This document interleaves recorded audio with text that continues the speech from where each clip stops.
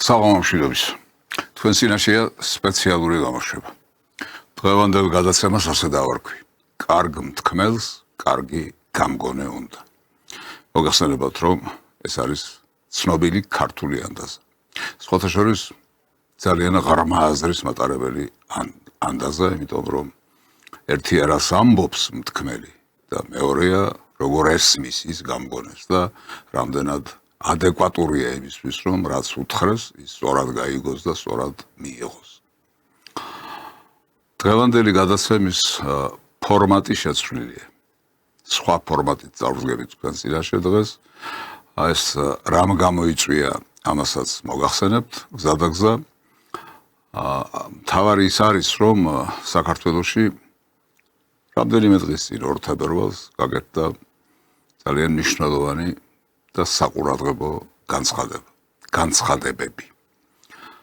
ეს განცხადება გააშუქა ქართულმა ტელეარხებმა, მაგრამ ზოგიერთმა რაღაცა დააკლო, ერთმა ერთი, მეორე, ორივემ თუ სამივემ საერთოდ დააკლო რაღაცა და როგორც ხდება ხოლმე მოგახსენებათ, სრულყოფილი გაშუქება არ მოხდა. ამიტომ მე ვფიქრობ, რომ დღეს მინდა ამ განცხადებაზე გასაუბროთ და ამასთან დაკავშირებით ვისაუბრო, იმიტომ რომ ჩვენ და სამწუხაროდ კი სიუჟეტი გავიდა ერთი არხით, მეორე არხით, მესამე არხით, მაგრამ მას გაგრძელება არ მოყვა. არადა იმდენად მნიშვნელოვანია განცხადება, რომლის შესახებაც დღეს ვაპირებ საუბარს, ასეთი განხილვა უნდა შემდგარიყო. ჩვენ მივეჩვიეთ იმას, რომ ხანდახან მეორე ხარისხოვან თემებს ავიტაცებთ და ამ თემებით ვართ დაკავებული. მეორე ხარისხოვანისა და მთავარის გარჩევა გვიჭირს ერთმანეთისგან. მარტო ჩვენ არ გვემართება ეს საერთოდ ფილოსოფიური პრობლემაა, რა არის ადამიანის ცხოვრებაში, საზოგადოების ცხოვრებაში, ერისა და ქვეყნის ცხოვრებაში მთავარი და რა არის მეორე ხარისხოვანი, ამის გარჩევა ზოგჯერ კი არა ძალიან ხშირად ჭირს ხოლმე. ამიტომ მოდით თანდათანობით საქმის კურსში რომ შევიდეთ, ვნახოთ ერთი სიუჟეტი იმასთან დაკავშირებით, რის შესახებაც გეუბნებთ. სამეგრელოს უხუცესთა საბჭო ხელისუფლებას რამდენიმე რეკომენდაციით მიმართავს, მათ შორის არის როგორც საგარეო, ისე საშინაო და ადმინისტრაციული მოწყობის საკითხები. საბჭოს წევრები ფიქრობენ, რომ უნდა გაუქმდეს სახელმწიფო რწმუნებულის ინსტიტუტი. რეგიონების კურატორების ფუნქცია კი რეგიონული განვითარების მინისტრის მოადგილეებმა უნდა შეასრულოს. მათი მოწოდებით ასევე უნდა გაუქმდეს სახელმწიფო სტრუქტურებში არსებული სამეთვალყურეო საბჭოები. უხუცესთა საბჭო, რომლის შემადგენლობაშიც ფრიდონ ინჯია, ვალერი კვარაცხელია და ზურაბ ჩხაიძე არიან, ფიქრობენ, რომ აუცილებელია დიალოგი რუსეთთან. მიგვაჩნია, რომ შევთავაზოთ საქართველოს მთავრობას, განიხილოს და გადაწყვიტოს აფხაზეთის მონაკვეთის გავლით საქართველოს რუსეთის სარკინიგზო და საავტომობილო მაგისტრალის აღდგენა. ამ საკითხის პოლიტიზირება საქართველოს მტრების მიერ არის პროვოცირებული და პირველ რიგში აზიანებს საქართველოს მოსახლეობას. მიგვაჩნია, რომ ამ სტრატეგიული მნიშვნელობის მქონე პროექტის რეალიზაცია უნდა მოხდეს რუსეთის ხელისუფლებასთან შეთანხმებით. აქ არის რეკომენდაციები, რომელსაც ჩვენ ვხედავთ და მიგვაჩნია, რომ ეს ჩვენი ხედვა ხელისუფლებას უნდა გადავცეთ და მოусმინოს. დანარჩენი გადასაწყვეტია ხელისუფლების და როგორ. მაგრამ ის, რაც აქ არის, ეს არის როგორც სარეკომენდაციო და მოსასმე. დანარჩენი ყველაფერი ხელისუფლების გადასაწყვეტია.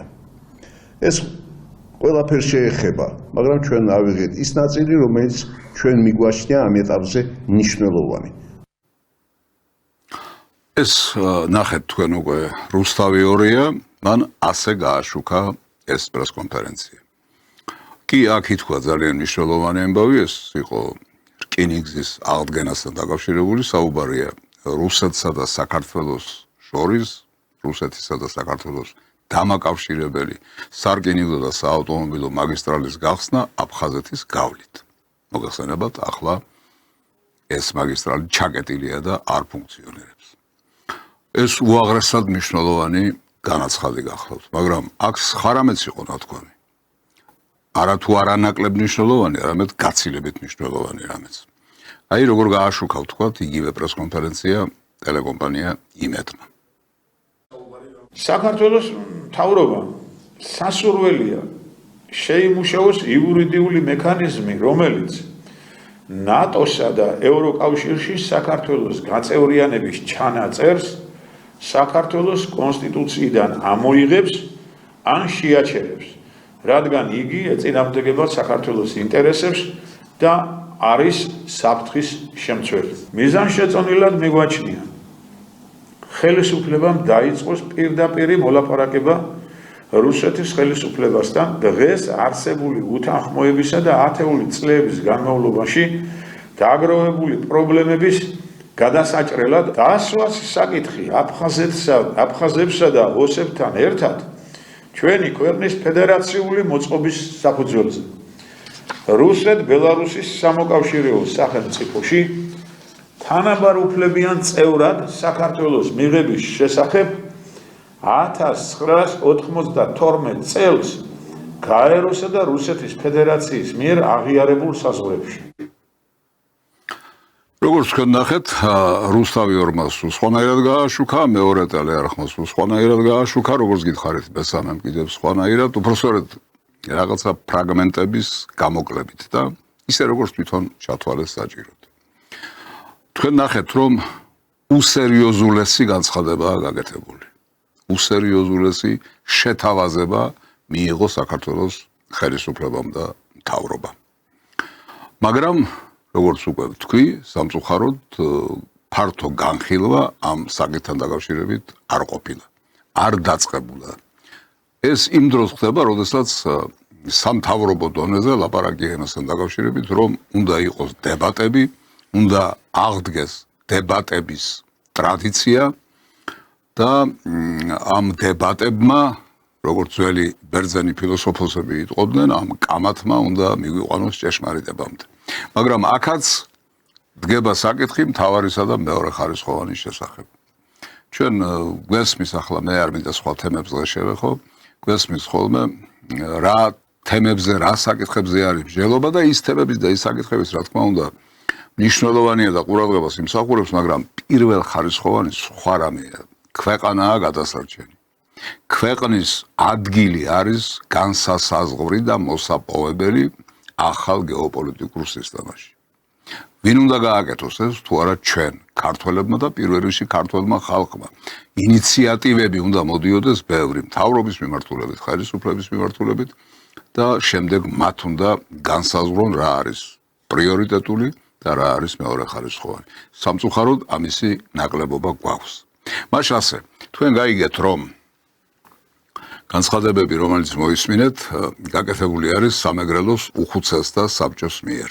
ამთავითვე გეტყვით, რომ მე ამას გარედან დამკვირვებლის პოზიციიდან არ უყურებ, მე თვითონ გახლავართ, მაქვს პატივი ვიყო ამ საბჭოს წევრი და მე თვითონ მონაწილეობ ყველაფერ ამაში. თქვენ ჩემგან წლების განმავლობაში გესმით ის, რომ ჩვენ რუსეთთან ურთიერთობები უნდა შევცვალოთ. რუსეთთან დაპირისპირების რეჟიმიდან უნდა გამოვიდეთ და რუსეთთან ინტერესთა ჰარმონიზაციის რეჟიმზე უნდა გადავიდეთ. ეს არის მეტისმეტად მნიშვნელოვანი ამბავი ჩვენი ქვეყნისთვის, ჩვენი მომავლისთვის, ჩვენი ხვალინდელი დღისთვის.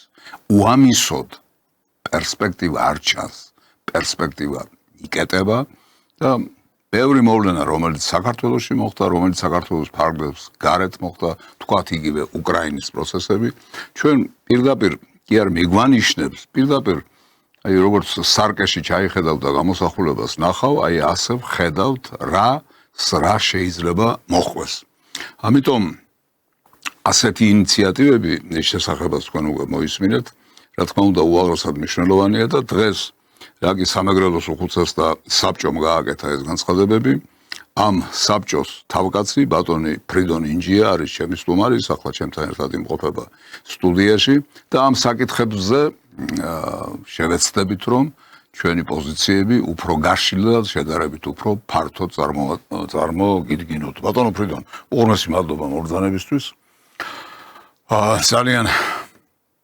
ძალიან საინტერესო იქნება თქვენი მოსაზრებები ამ საკითხებთან დაკავშირებით, მაგრამ მე ვიცი რომ ის განცხადება რომელიც თქვენგან გაკეთდა ის რეკომენდაციები რომელიც მიიღო საქართველოს ხელისუფლებამ და მთავრობამ იყო გაცილებით უფრო ფართო, უფრო ტევადი, ის შეეხებოდა როგორც საშინაო საკითხებს, ასევე საგარეო საკითხებს. რაღაც არსებითი, რომელიც იყო იქ ჩადებული საგარეო მიმართულებებთან დაკავშირებით, აქ უკვე ითქვა, მაგრამ ამისი არგუმენტაცია, რა თქმა უნდა, პრესკონფერენციაზე მთელი სისრულით ვერ გამოჩნდებოდა, ამიტომ მზადებით თქვენ აქ რომ მოდით გავყვეთ ამ მიმართულებებს ჩვენ და იქნებ ეს საგარეო ნაწილი ბოლოსთვის შემოვინახოთ თქვენი ნებართვით და გავყვეთ იმას თუ რა მოხაზეთ, რა მონიშნეთ თქვენ საშინაო საკითხებში, რა მიიჩნიეთ რომ არის მთავარი და არსებითი. აქ ლაპარაკია აი ვთქვათ პირველი პუნქტი არის ასეთი სასურველია გაუქმდეს სახელმწიფო რწმუნებულის ინსტიტუტი და მის ნაცვლად რეგიონული განვითარების სამინისტროს დაემატოს მინისტრის მოადგილეები, რომლებიც შესაბამისი რეგიონების კურატორები იქნებიან. ამ ღონისძიების შედეგად რეგიონული განვითარების სამინისტროს სტატუსი მოიმატებს, რაც მას საშუალებას მისცემს უფრო ეფექტურად განახორციელოს რეგიონების მართვა და ოპერატიულად გადაწყვეტოს არსებული პრობლემები, ამასთანავე საგრძნობლად აიწევს მუნიციპალური მმართველობის დონეც და სტატუსიც. სახელმწიფო განთავისუფლდება დამატებითი ბიუროკრატული რგოლისგან. აი ასეთი მოსაზრება გახლავთ. ახლა მე მესმის რომ შესაძლებელია ცოტა უინტერესოსავით იყოს ეს ფართო აუდიტორიისთვის, იმიტომ რომ რაღაც ისეთი ორგანიზაციული საკითხია, რეფორმას შეეხება, მართვის სტილს შეეხება, მაგრამ არის საკითხები, რომლებიც თქვენ აქ წამოჭერით, რომელიც საზოგადოების, ფართო საზოგადოების ყურადღების მიღმა ვერ დარჩება, იმიტომ რომ ეს შეეხება ცვლილებებს ეკონომიკის სფეროში, როგორც აქ არის ჩამოთვლილი, სოციალურ სფეროში, ეს შეეხება ცვლილებებს ჯანდაცვის სფეროში, დემოგრაფიის სფეროში და შემდეგ უკვე გადავდივართ საგარეო ურთიერთობებს.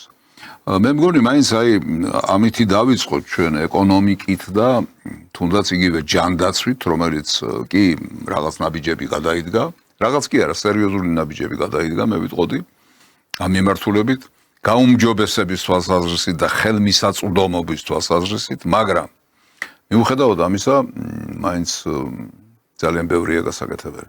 ძალიან უჭირს ხალხს საზოგადოებას და ამიტომ იქნებ სწორედ აქედან დავიწყოთ.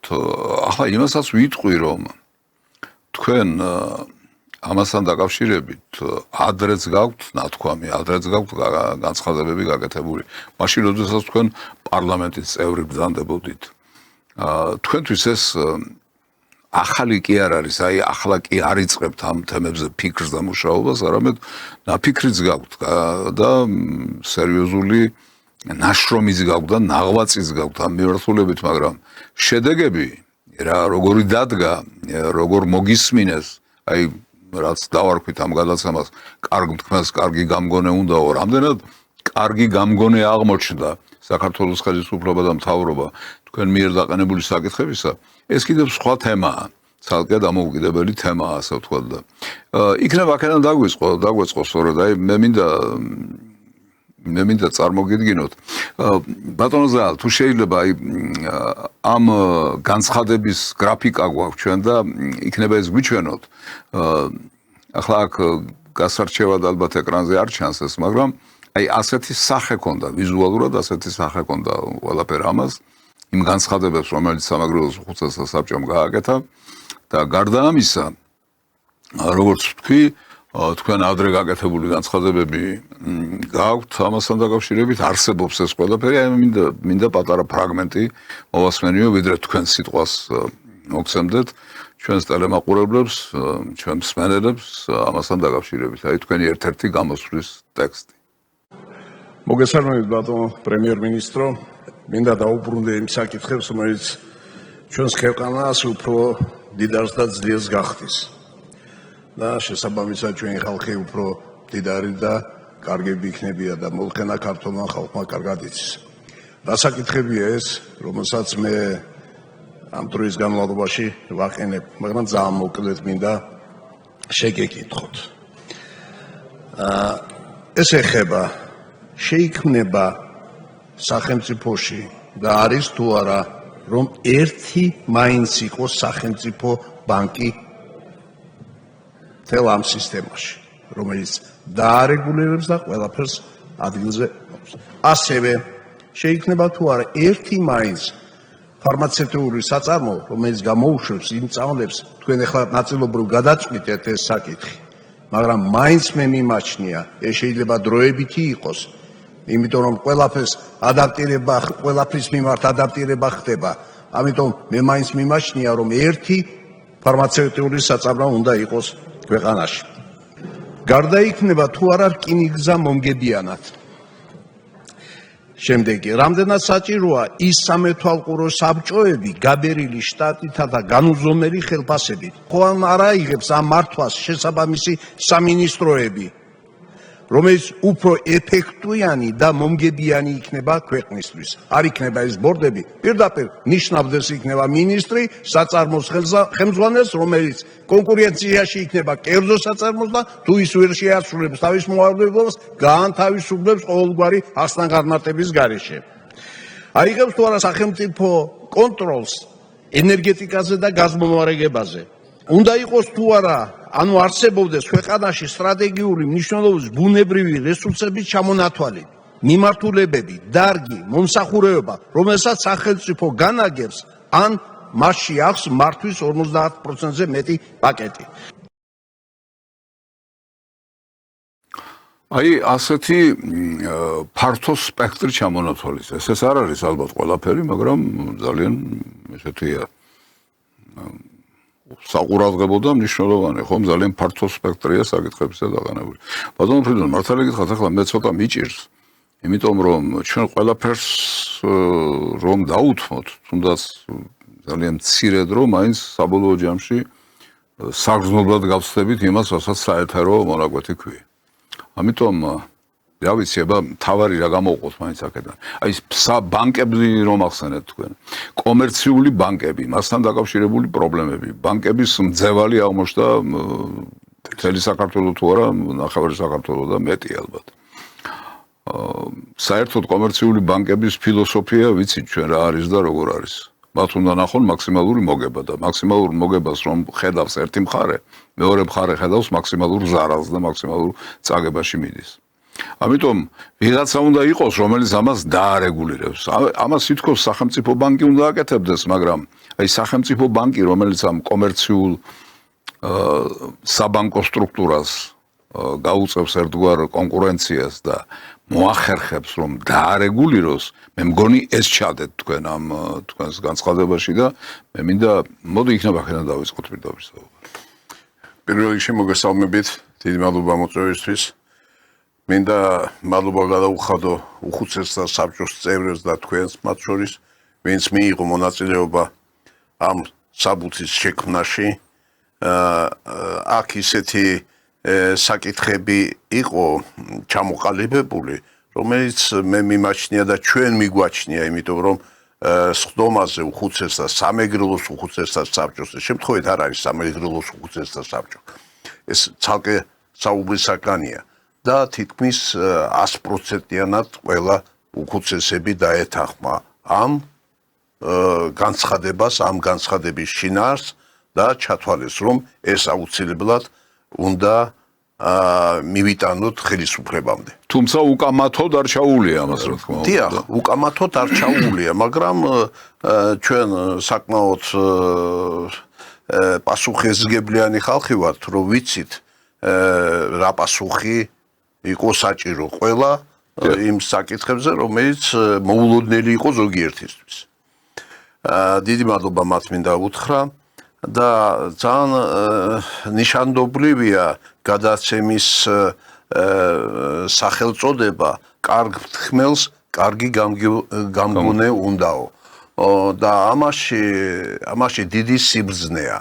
ის რაც სიუჟეტი თქვენ ახლა ნახეთ, ჩემი გამოსვლიდან, როდესაც მე პარლამენტში ვიყავი, ეს იყო 22 წლის 18 თუ 17 ივნისი, თუმცა მე ეს განცხადებები 21 წელსაც მაქვს გაკეთებული და ეს პირდაპირ იყო კითხვა, შეთავაზება პრემიერ-მინისტრის მიმართ, იგივე შემდგომში ყველა პრემიერ-მინისტრი, რომელიც მოდიოდა იმაში, ერთ და იგივე მე საკითხს ვსვამთი. ამიტომ შეიძლება კარგ თქმელს, შეიძლება მე კარგი მთქმელი არ ვიყავი მთლად, მაგრამ შეიძლება კარგი მსმენელები არიან და ჯერ არ არის კიდე მომზადებული ხელისუფლება, გადაწყვეტილება არ აქვს მიღებული იმისა, რომ ეს ასე გააკეთოს. ეხლა რაც შეიძლება ამ საკითხებს, რომელიც აქ არის, ალბათ უპრიანი იქნება უფრო ის, რაც ხალხს უფრო აინტერესებს და საინტერესოა, იმიტომ რომ ეხლა ის რწმუნებულების ინსტიტუტის საკითხი და ან კიდევ სხვა რაღაცა, ეს უფრო მართვის სისტემის დახვეწისკენ არის მიმართული და ამიტომ ეს შეიძლება ჩვენ გამოვტოვოთ, მაგრამ მაგას ვერ გამოვტოვებთ სამეთვალყურო საბჭოების თაობაზე, რომ ეს ინსტიტუტი, რომელსაც გარკვეულწილად იმ საწარმოებში, რომელიც სახელმწიფო საკუთრებაა, იქ არის აი ეს ინსტიტუტი სამეთვალყურო საბჭოების და როგორც სიუჟეტში თქვენ ნახეთ, ამას მე ვერაფერს მეც ვერ დავამატებ. ეს არის ზედმეტი და ხარჯიანი საქართველოსთვის, ხელისუფლებისთვის. ეს არის ჩვენს ამომრჩევლების, ჩვენი მოსახლეობის კისერზე ეს თანხები და ეს ხარჯები რაც იქ არის. ბიუჯეტიდან მიდის. ამიტომ ეს არის ვალდებულება ეკონომიკის სამინისტროს და განახორციელოს უნდა ყველამ თავისი საქმე. ჩვენთვის მიუღებელია მაგალითად ის, რომ აი კოლექტიური პასუხისმგებლობა ყველა საქმეში და განსაკუთრებით ხელისუფლებაში უნდა იყოს პიროვნული. მე ვაგებ ამაზე პასუხს. მე დავნიშნე ის, ვინც არის. არ მინდა ახლა ჩამოვთვალო, მაგრამ ყველაზე მაღალ რანგიდან იმან უნდა აგოს პასუხი. ეხლა ეს ეხება არა მარტო სამეთვალყურო საბჭოებს, რომელიც პრაქტიკულად არ მუშაობს და არავითარი ფუნქცია მაგას არ გააჩნია, მხოლოდ ხაღალზეა ეს, მაგრამ ეს ეხება მაგალითად იმ საჯარო სამართლის იურიდიულ პირებს, რომელიც არის შექმნილი ყველა მუნიციპალიტეტებთან და სამინისტროებთან. მიგვაჩნია და ეს კიდევ ერთი ხარჯია. მისი ოპტიმიზირება და თუ პირველი კაცი ეს მერი იქნება, ეს საკრებულოს თავმჯდომარე იქნება, ეს მინისტრი იქნება, თუ ის ნიშნავს ამ საჯარო სამართლის იურიდიულს, ეს არ არის აუცილებელი. ის შეიძლება შევიდეს სამინისტროს შემადგენლობაში, მერიის შემადგენლობაში, როგორც სტრუქტურული ერთეული, თავისი უფროსით, მაგრამ პასუხისმგებლობა აქ უნდა ეკისრებოდეს, ვინც ნიშნავს ამ სტრუქტურული ერთეულის უფროსს, ან ეხლა ამ საჯარო სამართლის იურიდიული პირის ხელმძღვანელს. რადგანაც ის აფინანსებს მის მიმართ არის ის ანგარიშვალდებული და შესაბამისად პირველმა პირებმა უნდა აიღოს პასუხისმგებლობა. ეს რაც ამას ეხება და ეს არის ის მონახაზი. იმ ჩვენს განცხადებებში აბსოლუტურად ყველაფერი არის ნათლად ჩამოყალიბებული. აბა შემდეგი საკითხი. შემდეგი აი აქ არის ეკონომიკის სფეროზე ხო არ გადავიდეთ. აი მაგალითად მიწის გაყიდვაულ ცხოვრებს უაღრესად ხო, ეს ძალიან ადვილი გადასაწყვეტია, უბრალოდ ამას უნდა ნება. ცოტა კონსტიტუციაში ყველაფერია, მაგრამ თუ მას გავამაგრებთ ჩვენ ორგანული კანონით, ყველაფერი დარეგულირებული იქნება. ჩვენ არა ვართ ისეთი დიდი ქვეყანა, რომ გავყიდოთ მიწა. ერთ-ერთს უთქვამს ბრძენს, მიწა არ იწარმოებაო. რაც არ იწარმოება, ის არ უნდა გაიყიდოს. რაც არ იწარმოება და შეზღუდულია და მერცისგან არის მიცემული, მისი გაყიდვა არ შეიძლება. მით უმეტეს ქართველ კაცს გაუყიდო მიწა. მცირე რიცხოვანი და მცირე მიწიანი ქართველი ერი. და ქართველი ხალხი. ის მიწა რაც არის ძალიან სათუთი არის ქართველი კაცისთვის. ყოველი გოჯი არის დაცული ყოველი ხმლით, გოჯი არის სისხლით, ოფლით და მორწყულია ეს ყველაფერი. მორწყულია წინაპრების. სისხლით, მორწყულია ეს მიწა. და აქ უფრო მეტი მიწასთან მიმართებაში მე ერთ-ერთ ჩემ გამოსვლაში ვთქვი, რომ ესე იგი სახელმწიფო უნდა ეცადოს მიუხედავად ის ვის მფლობელობაშია ჯერჯერობით ეს სახელმწიფოა თუ ქართველი კაცისა, კონტროლი უნდა გაუწიოს და კანონი უნდა შექმნას. კანონი უნდა მიიღოს მიწის გამოყენების თაობაზე, რომ ერთი გოჯი მიწა არ უნდა იყოს ყურადღების გარეშე. მან მოსავალი უნდა არ უნდა მოცდეს, არ უნდა გაიყიდოს, არ უნდა მოცდეს, არ უნდა მოცდეს, ან ბაღი იქნება, ან რაღაცა დავთესოს. ეს უნდა იყოს ერთ-ერთი უნიშნელოვანესი იმისათვის, რომ ჩვენ მიწა შევინარჩუნოთ. ეს იმისთვის კი არა, რომ არა მარტო ეს ამას მოაქვს სიყვარულიც. როცა უვლის შენ მიწას და თვლი 1000 კვადრატი მთლიანად ეს მას იქ ბაღია, იქ რაღაც არის, ის არის. ეს სიყვარულის არის. ეს სჭირდება ჩვენს მომავალს. აი ბაბუა როგორ უვლიდა. მე მახსოვს ეს ბაბუა ბებია როგორ უვლიდნენ მიწას და იქ როგორ იყო ჩაწიკწიკებული იყო ბოსტანიან და ეზო და იქ სადაც სიმინდი და ითესებოდა სიმინდი იყო, სადაც მუხუდო, სადაც სხვადასხვა რა ბოსტანი და რაღაცები.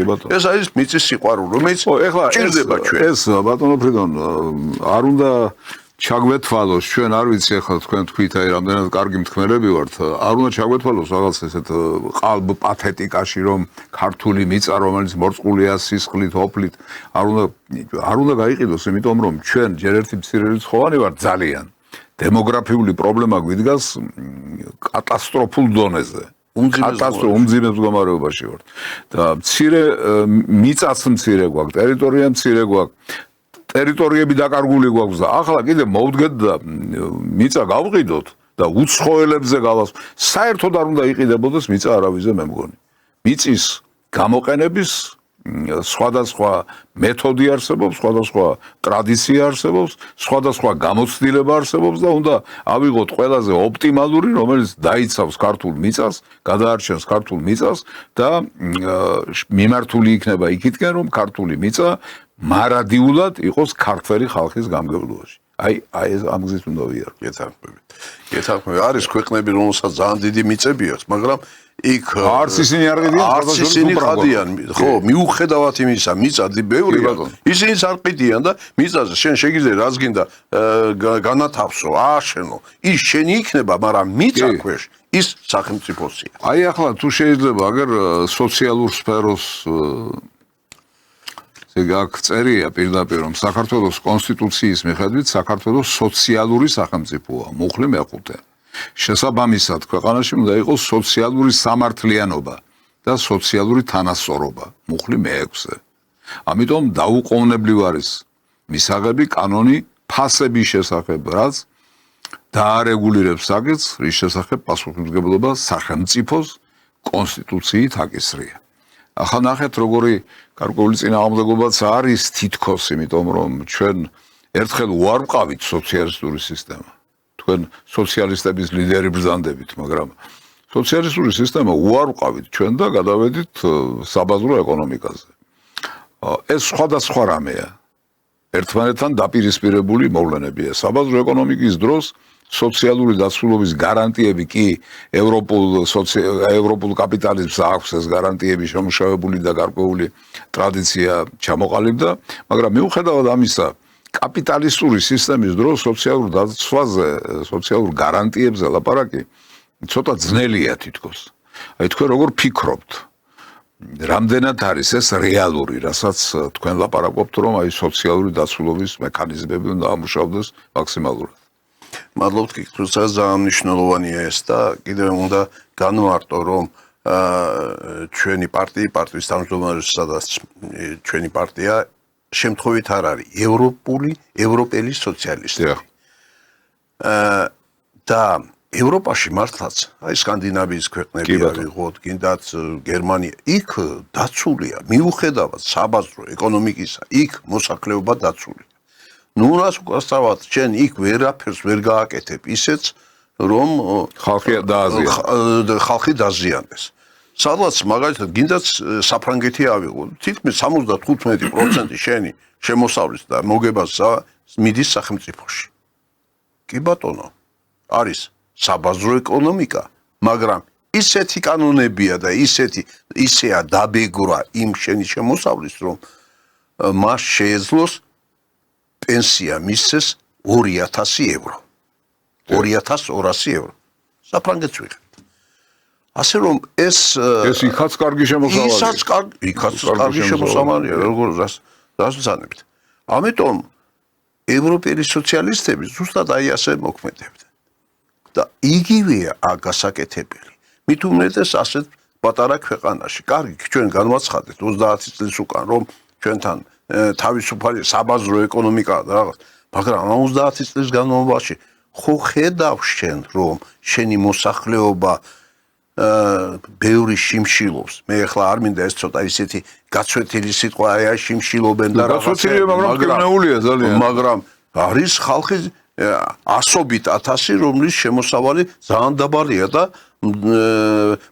საკმაოდ მძიმე ფინანსურ მდგომარეობაში. გარბის ხალხი, რატო? ამიტომ აქ მაგრამ კონსტიტუციაში მაინც გვიწერია ჩვენ ვართ სოციალური სახელმწიფო. პირდაპირ მე სიტყვა სიტყვით წერია. ესე იგი ჩვენ სოციალურად უნდა დავიცვათ ჩვენი მოსახლეობა და სოციალური სამართლიანობა. რას ნიშნავს ეს? ერთ და იგივე საქმეს ვაკეთებთ. ანდა მე ავირჩიე ეს პროფესია, მან აირჩია ასეთი პროფესია. ის ბანკირია, მე ისა. მე ჩემი პროფესიიდან, რომელსაც ვყიდი პროდუქტს, მაქსიმალური 20-30% რენტაბელობა. ის აფთიეკარია. იმას აქვს 400 რენტაბელობა, ამას აქვს 300. ეგ სად არის? ეგ სოციალური სამართლიანობა, რომელიც სოციალურ სამართლიანობაზეა საუბარი და ვინ უნდა დაარეგულიროს ეს? აი ზუსტად სახელმწიფომ უნდა დაარეგულიროს ეს სოციალური სამართლიანობა. მექანიზმები აქვს ეყოფა. მექანიზმები არის, როგორ გიხატებათ? არის თავისუფლად ნებაა საჭირო. აი ახლა რომ აი დაიწყო. თქმელს, აი გამგები უნდა. ეხლა გადავდივართ ზუსტად ფასების იმაზე. მაგრამ ფასებთან ერთად აქ პირველი ჩვენ დავწერეთ, რომ უნდა იყოს ფასების შესახებ კანონი უნდა იყოს შემოღებული. ამაზეც მე 1-3-4 წლის უკან შეიძლება მოიძებნოს ახსენე რატოა ეგ საჭირო და რა მექანიზმით უნდა იყოს ეს კანონი მიღებული. მაგრამ ეს გადადის მეორე მხარეზე და ეხლა მე ნელა გადავდივარ ბანკთან მიმართებაში. ჩვენმა პრემიერმა მოიყვანა მაგალითი, რომ რაღაცა პროდუქტი ჩვენთან ღირს მაგალითად 10 ლარი 100 ლარი საფრანგეთში არის ის თუ გადავიყვანთ ევროსა და იმას ალბათ 30. ესე იგი 3-4 ჯერ უფრო ძვირია აქ ერთი და იგივე პროდუქტი. ნუ ვილაპარაკებთ პროდუქტის სახეობაზე, ეს სოფლის მეურნეობის ის არის, ასანთია თუ რაღაცა არის, წამალია ისე. ეხლა შეუსაბამობა, სრული შეუსაბამობა.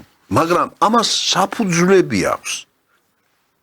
საფუძვლები აქვს კორუფცია, მონოპოლიზმი, რაღაცები არის, რაღაცები, რომელიც დღეს არის აი ასეთ დონეზე, ხვალ შეიძლება იყოს დაბალ დონეზე, რომლის დარეგულირება შეიძლება, მაგრამ ნების არსებობის შემთხვევაში. თავისუფლად, ეხლა აი წინა სიუჟეტში იყო, რომ მე ვეუბნებოდი ყარიბაშვილს, რომ თქვენ ცდილობთ ეხლა დაარეგულიროთ ეს ფასები წამლებზე და შეიძლება დაარეგულიროთ 2-3 თვეში, მაგრამ არის ადაპტირება, მოილაპარაკებენ ის შემომტანები და ზუსტად იმ ფასად დაგიდებენ აქ. და თითქოს და იქ არის 20%-იანი ნამატი ან რაღაც. აი, გავიდა, ეს 22 წელს იყო, ეხლა 26 წელია და იგივე პრობლემაა. და მაშინ რო გაკეთებული იყო ის მე რასაც თავაზობდი და ეხლა რასაც თავაზობ, სხვა რაღაცა იქნებოდა, ეს წამლებს ეხება. ეხლა ფასებზე კვლავ უბრუნდები ფასებს. ეხლა რატოა ძვირი ასე? და რატოა და რო ჩავიხედოთ, ყველაფერი გასაგებია. ფრანგი მეწარმე კრედიტს რა პროცენტში იღებს? აჰა. სად მივდივართ ეხლა? მე გამოვალ იქ. იქ მივდივართ. იქ მივდივართ, იქ სადაც თავია, კი. რომელიც უნდა გადაწყვიტა. სანამ იმას არ გადაწყვიტავ, არ იქნება არაფერი ეგა. დამერწმუნეთ ამაში. პროდუქციას ვერ შექმნის ვერავინ თუ ბანკთან არ მივიდა. დაუშვათ, რომ 3%-ად იღებს მეწარმე იქ კრედიტს. ნუ შეიძლება 5-მდე, შეიძლება პროცენტ ნახევარი არის ქვეყნები, სადაც არის სიმბოლური პროცენტი. ეხლა შევადერავთ აქ და იმისი ამოღება იმას დაამატებს გარკვეულ თანხას და ის თავისუფლად შეუძლია გაისტუმროს. რეალურია. ყოველგვარი ზედმეტი მახანაციებით. ეხლა ვიღოთ აქ. როგორ არის თბილისში დღეს? სადღაც კრედიტი არის ლარებში 14%. 13.9 თუ მიიღე, ეს არის ბედნიერება. 14%. ეხლა შეადარეთ თქვენ საფრანგეთში 2-3% ან 1.9% და აქ 14%. ესე იგი შენ თუ იღებ თანხას და შემოგავს პროდუქცია, რომელსაც ყიდულობ კრედიტით, შენ უნდა გადაიხადე 14%. განწერული ხარ კრახში. ესე იგი ეს შენ თუ ფასები არ გაზადე ამ პროდუქტზე, მაგას ვერ დააბრუნებ. რა თქმა უნდა. ზოგი ფიქრობს დააბრუნოს, ვერ აბრუნებს და ჩადებულია სახლი, კარი, ყველაფერი. ნახევარით ეს ბევრი იქნება, მაგრამ სადღაც ერთი 200,000 ადამიანი ხო ბანკის ტყვეობაშია. დავიღოთ, შევქმნათ ერთი მაინც სახელმწიფო ბანკი, როგორც ეს არის ევროპის ქვეყნებში. გერმანია ავიღოთ, რომელიც ყველაზე ისეთია რა. ესე იგი პრეცედენტები არსებობს. რას ლაპარაკობ? გერმანიის რამოდენიმე ბანკში, სადღაც ზოგში 30, ზოგში 40% არის ეკონომიკის სამინისტრო არის დამფუძნებელი. ეხლა მე არ ვსაუბრობ სხვა ქვეყნებზე ირგვლივ. ნორვეგიაში, დანიაში არის სახელმწიფო ბანკები. ჩინეთში არის კერძოც და სახელმწიფო ბანკი. ნუ ჩინეთი მაინც სხვა სისტემაა, მაგრამ კი ბატონო, სისტემაა და ის სისტემა სხვათა შორის ყველაზე მიღებულია ის ევროპულ სოციალისტებში და იქ ზედმეტ შენ და მიუხედავად ამის ზედმეტის მოგების საშუალებას არ მოგცემენ, მაგრამ მიუხედავად ამისა ჩინეთში მილიარდელებიც არის. და ის ნაწილი ფენა მოსახლეობის, რომელიც 10-15 წლის უკან იყო მძიმე მდგომარეობაში, ეხლა არის წარმატებული და ნორმალურად გარდა მაგისა კორუფცია იჯება უსასტიკესი. კორუფცია იჯდება უსასტიკესი იმითი და არ არის თვე ვიღაცა სიკვდილით არ დაისაჯოს. ამიტომ შევქმნათ ერთი, აი აქ არის წინადადება, შევქმნათ ერთი ბანკი მაინც. თქვენ წარმოგიდგენიათ რა თანხას იძლევა აწარმოეს საქართველოს და სხვადასხვა პროექტები, რომლის საბანკო პროცენტს უხდის სახელმწიფო. ეხლა მე არ მახსოვს, მაგრამ ერთ-ერთ ჩემს იმაში გადაცემაში, როცა დეპუტატი ვიყავ, იქ სრულად ჩამოწერილი მქონდა. ეს არის ასეული მილიონები, რომელსაც სახელმწიფო კერძო ბანკებს გადასცემს. იგივე ავიღოთ პენსიის დარიგება. 36 მილიონი უჯდება სახელმწიფოს პენსიების დაგირიგება, რომელსაც ის აძლევს კერძო ბანკს. კერძო ბანკის თითქმის 80% არის უცხო ქვეყნის სტრუქტურები, მოქალაქეები და რაღაცები. ესე იგი გამოდის ასეული მილიონები და წელს მე მგონი თითქმის 2 მილიარდზე მეტი მოგება მიიღეს ბანკებმა, რომელიც გაედინება საქართველოსთან. და ეს მე დაუშვებლად მიმაჩნია. როდესაც შენ შეგიძლია შექმნა ერთი სახელმწიფო ბანკი, რომელიც ასევე მოიზიდავს ამ თანხებს, იგივე აზიისა საპენსიო ფონდი, რაღაცები. სხვადასხვა იმებიდან, საიდანაც იღებს ეს კერძო ბანკები. და იქ დააბალანსებს ამ საკითხს, დააბალანსებს. ისე რომ შეუძლია თავისუფლად 5-7%-ად სახელმწიფომ ბანკმა მისცეს ეს მეწარმეს. ეხლა წარმოგიდგენია თქვენ ორჯერ იაფად მისცეს ბანკმა. მაშინ ეს ავტომატურად დაიწევს იქ პროცენტი. უკვე შენ ეჯიბრები კერძო ბანკებს და არ იქნება ის მონოპოლიზმი, არ ვიცი რა ქვია ამას. არის კატასტროფული სიტუაცია. პენსიონერი მიდის ბანკში, რომელ ბანკთანაც მას ურთიერთობა და ეუბნება ორი კვირით ადრე მომეცი პენსია, წამალი მაქვს აღედერი. ორი კვირით ადრე მომეცი პენსია. ხომ იცი რომ პენსია ჩამერიცხება ორ კვირაშია რა? გარანტირებულია მაგას. კი, მოგცემ, ოღონდ. არ ვიცი ახლა ზუსტად რა პროცენტს არ თქმა. 26%. ეს ხომ ძარცვაა, ეს ხომ ყაჩაღობა. 26% იყო, ნუ არ მგონია. 20% იყოს, 15 იყოს, ძარცვაა ეს ყაჩაღობა. როგორ შეიძლება? თუ იქნება სახელმწიფო ბანკი და პენსიონერი მასზე იქნება მიბმული. სახელმწიფო ხო არ გაუკეთებს ამას? რა თქმა უნდა, მივა ის სახელმწიფო ბანკში და ეტყვის მე პენსიას ვიღებ, 6 თვეში მივიღებ პენსიას 3000 ლარს. გარანტირებულია, ხო ასე? სახელმწიფო ბანკი სიამოვნებით მისცემს 2000 ლარს სესხად. ამ 6 თვის იმაში. და გადაიხდის, ესე იგი ორჯერ ნაკლებს. და ორჯერ ნაკლებს კი არა, 26%-ია. 1% გადაიხადოს. ორჯერ ნაკლებს გადაიხდის ის და ის პენსია შერჩება. ამას რატო არ ვაკეთებთ? აი რა გვჭირს? რაშია საქმე? ჩვენ ხომ ყველაფერს ვაკეთებთ. იმ უცხოელებზე ვარ დამოკიდებული, საიდანაც აიმართებიან ის ბანკები. არა, არ ვიცი. არ ვიცი რა, არ ვიცი. თურქეთში, გერმანიაში, ჩინეთში ისინი ხო არიან რაღაც მაშინ უფრო უარესი უნდა აღიაროთ, სავალუტო ფონდთან. ეხლა მე მქონდა საუბარი და აი წინა ხელისუფლების იმასთან იმათ თქვენს, ესე იგი სავალუტო ფონდი და სოფლიო ბანკი გაგვიჯარდება ჩვენო. გაგვიჯარდება, თვითონაც არ იცოდნენ რა მიმართეს თუ რა. ხო, ეს არ გითხარით, მაგრამ თუ ეს არა, მაშინ უფრო უარესთან მივდივართ. მაშინ ნება არ არსებობს. მაშინ საკუთარი მოსახლეობის, საკუთარი ხალხის, საკუთარი პენსიონერების ბედი არ აწუხებს ხელისუფლებას. ასე გამოდის, აბა სხვა რა არის? თუ ობიექტური მიზეზი არ არის, მივდივართ სუბიექტურ მიზეზთან. მე ეს უარესია. ობიექტურ მიზეზს, რომელიც შეიძლება იყოს ამისი დამაბალანსებელი, აი არ გაკეთდეს ეს. აი 50%-ზე მეტი რო არ შეიძლებოდეს. მე ვერ ხედავ, არაფერს ვერ ხედავ. თუ ჩვენ მაგალითად ვიღებთ ბანკ კრედიტს, გზებს ვაშენებთ, რაღაცა მთელი რიგი კარგი პროექტებია. სოფლიო ბანკი ჩვენ გვაძლევს იქიდან გამომდინარე რა პოტენციალი გვაქვს ჩვენ.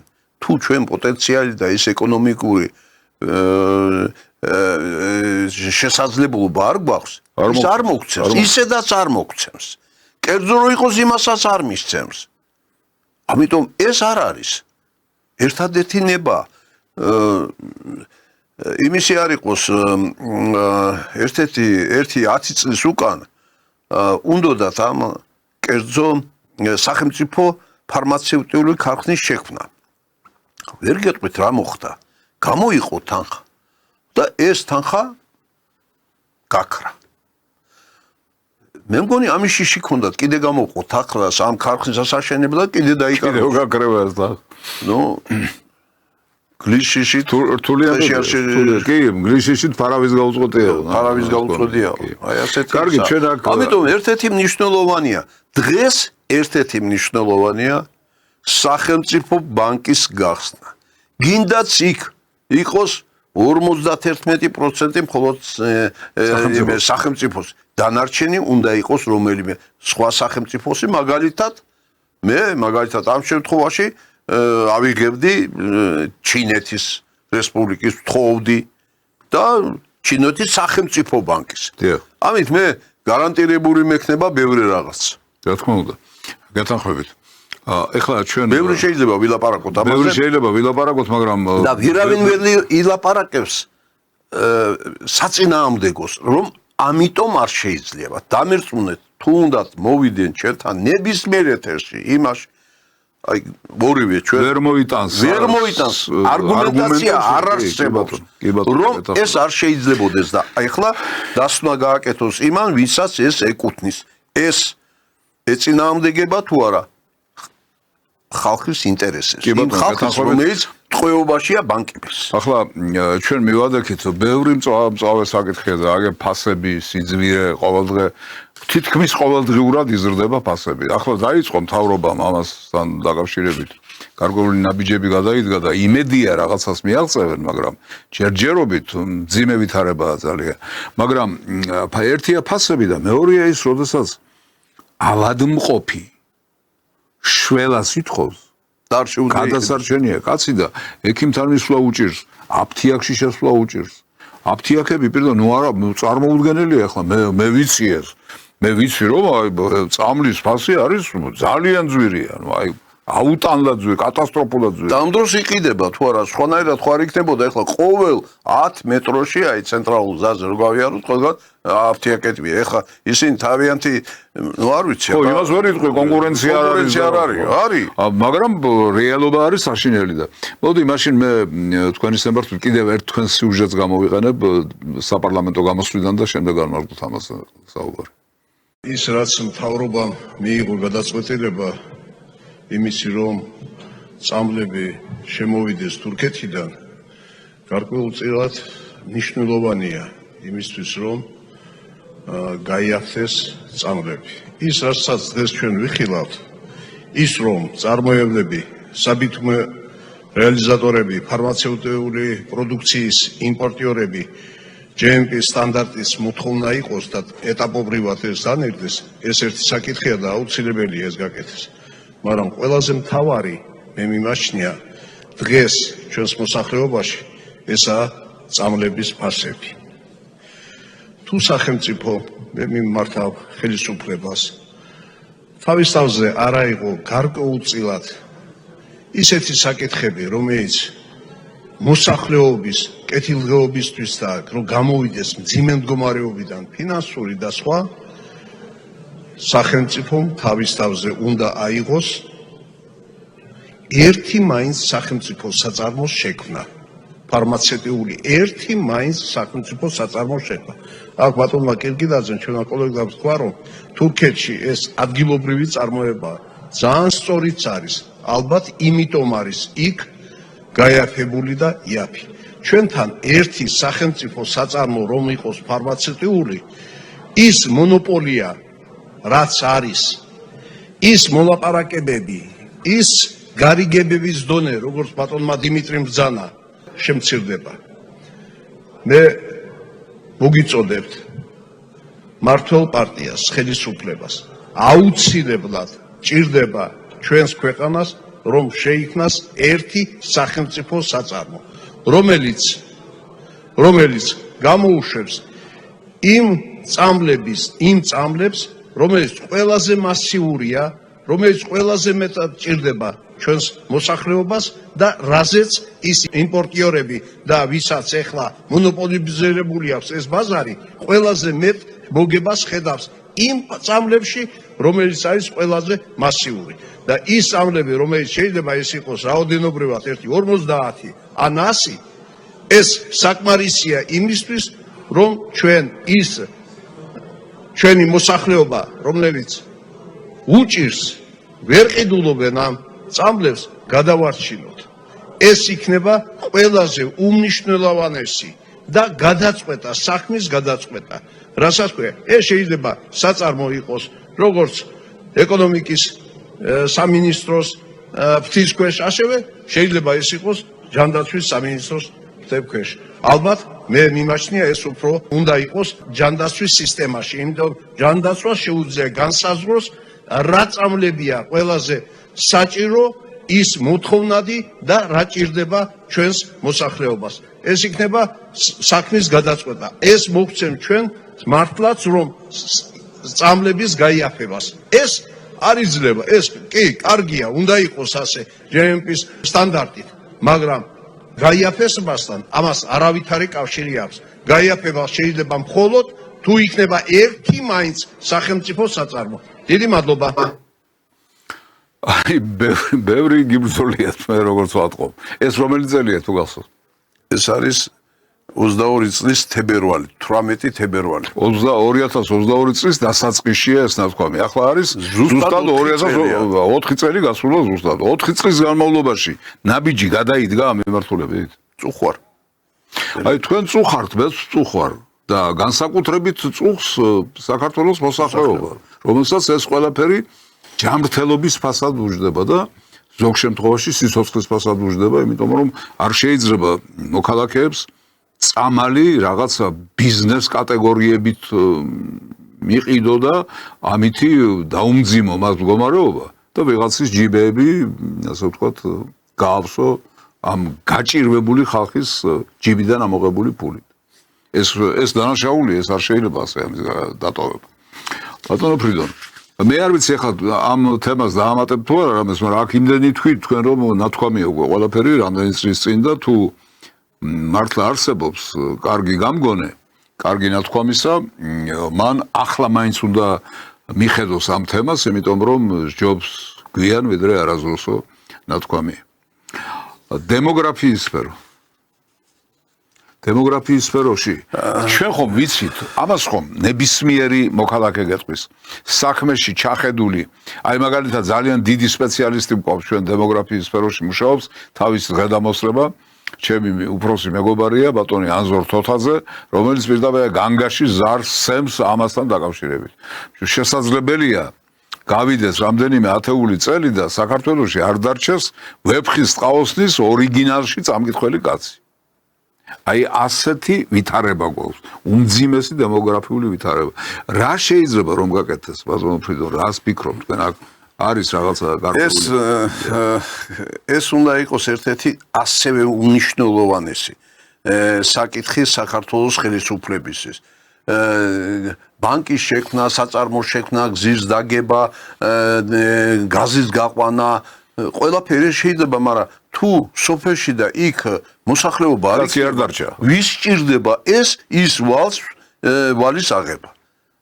ამიტომ ეს უნდა იყოს ერთნაირად ერდონეზე კი არა, უფრო პირველ რიგში უნდა იყოს დემოგრაფიული მდგომარეობა. აქ სხვადასხვა შეიძლება დედების წახალისება, ოჯახების წახალისება.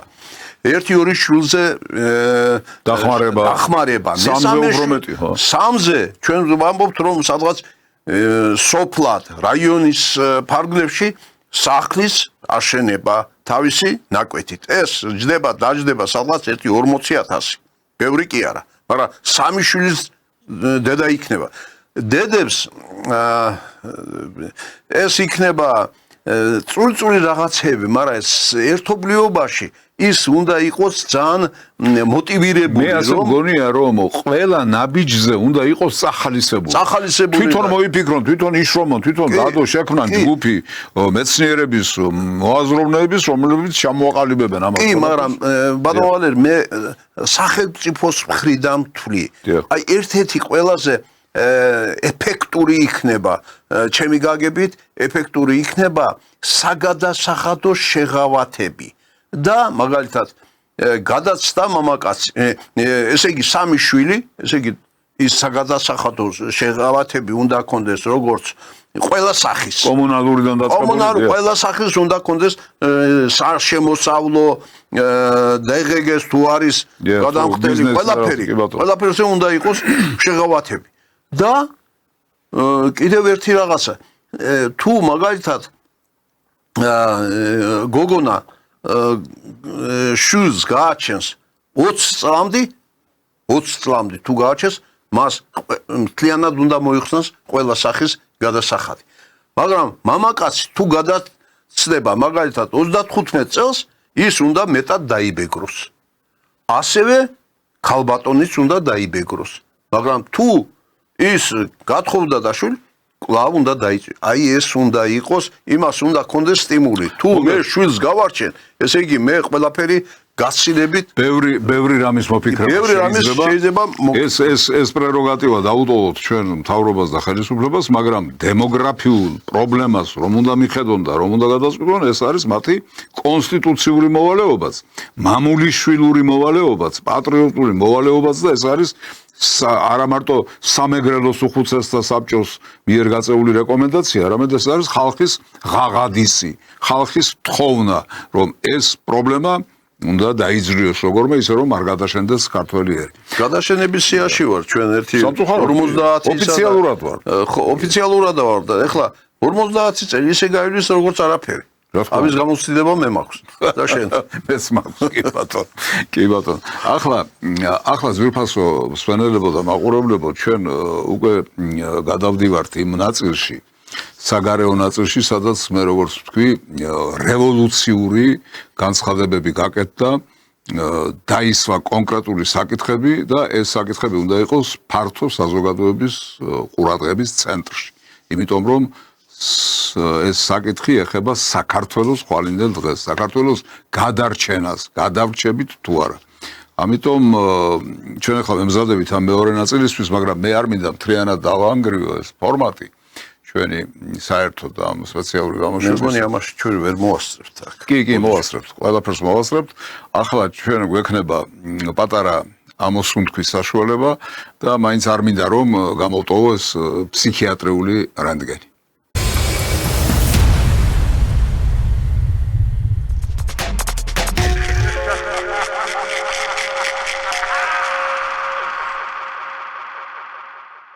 არგუმენტირებული. აი ასეთი ამბავი ერთ-ერთი რომელიც მინდა შემოგთავაზოთ. ეს პოლიტიკურ ცხოვრებას შეეხება და ვნახოთ როგორია მიდგომები.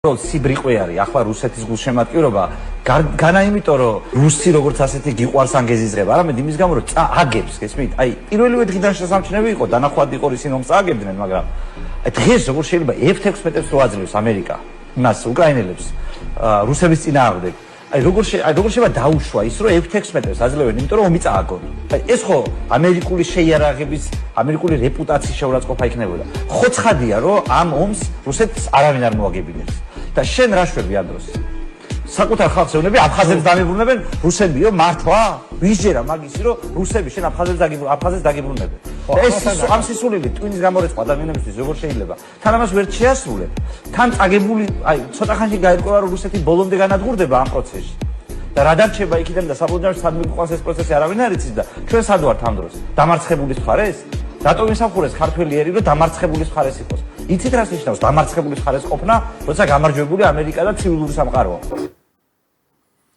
აი ეს დემაგოგია რომელიც ახლა თქვენ მოისმინეთ არის თავიდან ბოლომდე უზნეობის პრინციპზე აგებული ეს კაცი გვეუბნება რომ ვინმეს მხარი რომ დაიჭირო უნდა აარჩიო ის ვინც იქნება გამარჯვებული ამ ლოგიკით მთელ მსოფლიოს მათ შორის ევროპასაც მხარი უნდა დაეჭირა ვთქვათ გასული საუკუნის შუა წლებში ჰიტლერისთვის იმიტომ რომ მას ძალიან დიდი პოტენციალი ჰქონდა კი მერე საბჭოთა კავშირმა გადატეხა ხერხემალში და ბოლოს მოკავშირეებიც გამოჩნდნენ და როგორც იქნა დაამარცხეს მაგრამ თავიდან როდესაც ჰიტლერი მოსკოვს მოადგა მაშინ იაგო გამოვიდოდა და გეტყოდათ რომ ჩვენ ჰიტლერის მხარე უნდა დავიჭიროთ იმიტომ რომ პერსპექტივა მას აქვს გამარჯვების იაგოს აქ ის ეშლება რომ რუსეთის დამარცხება როგორც მას წარმოუდგენია ასე არ ხდება და არც მოხდება მაგრამ ამ თემას დავანებოთ თავი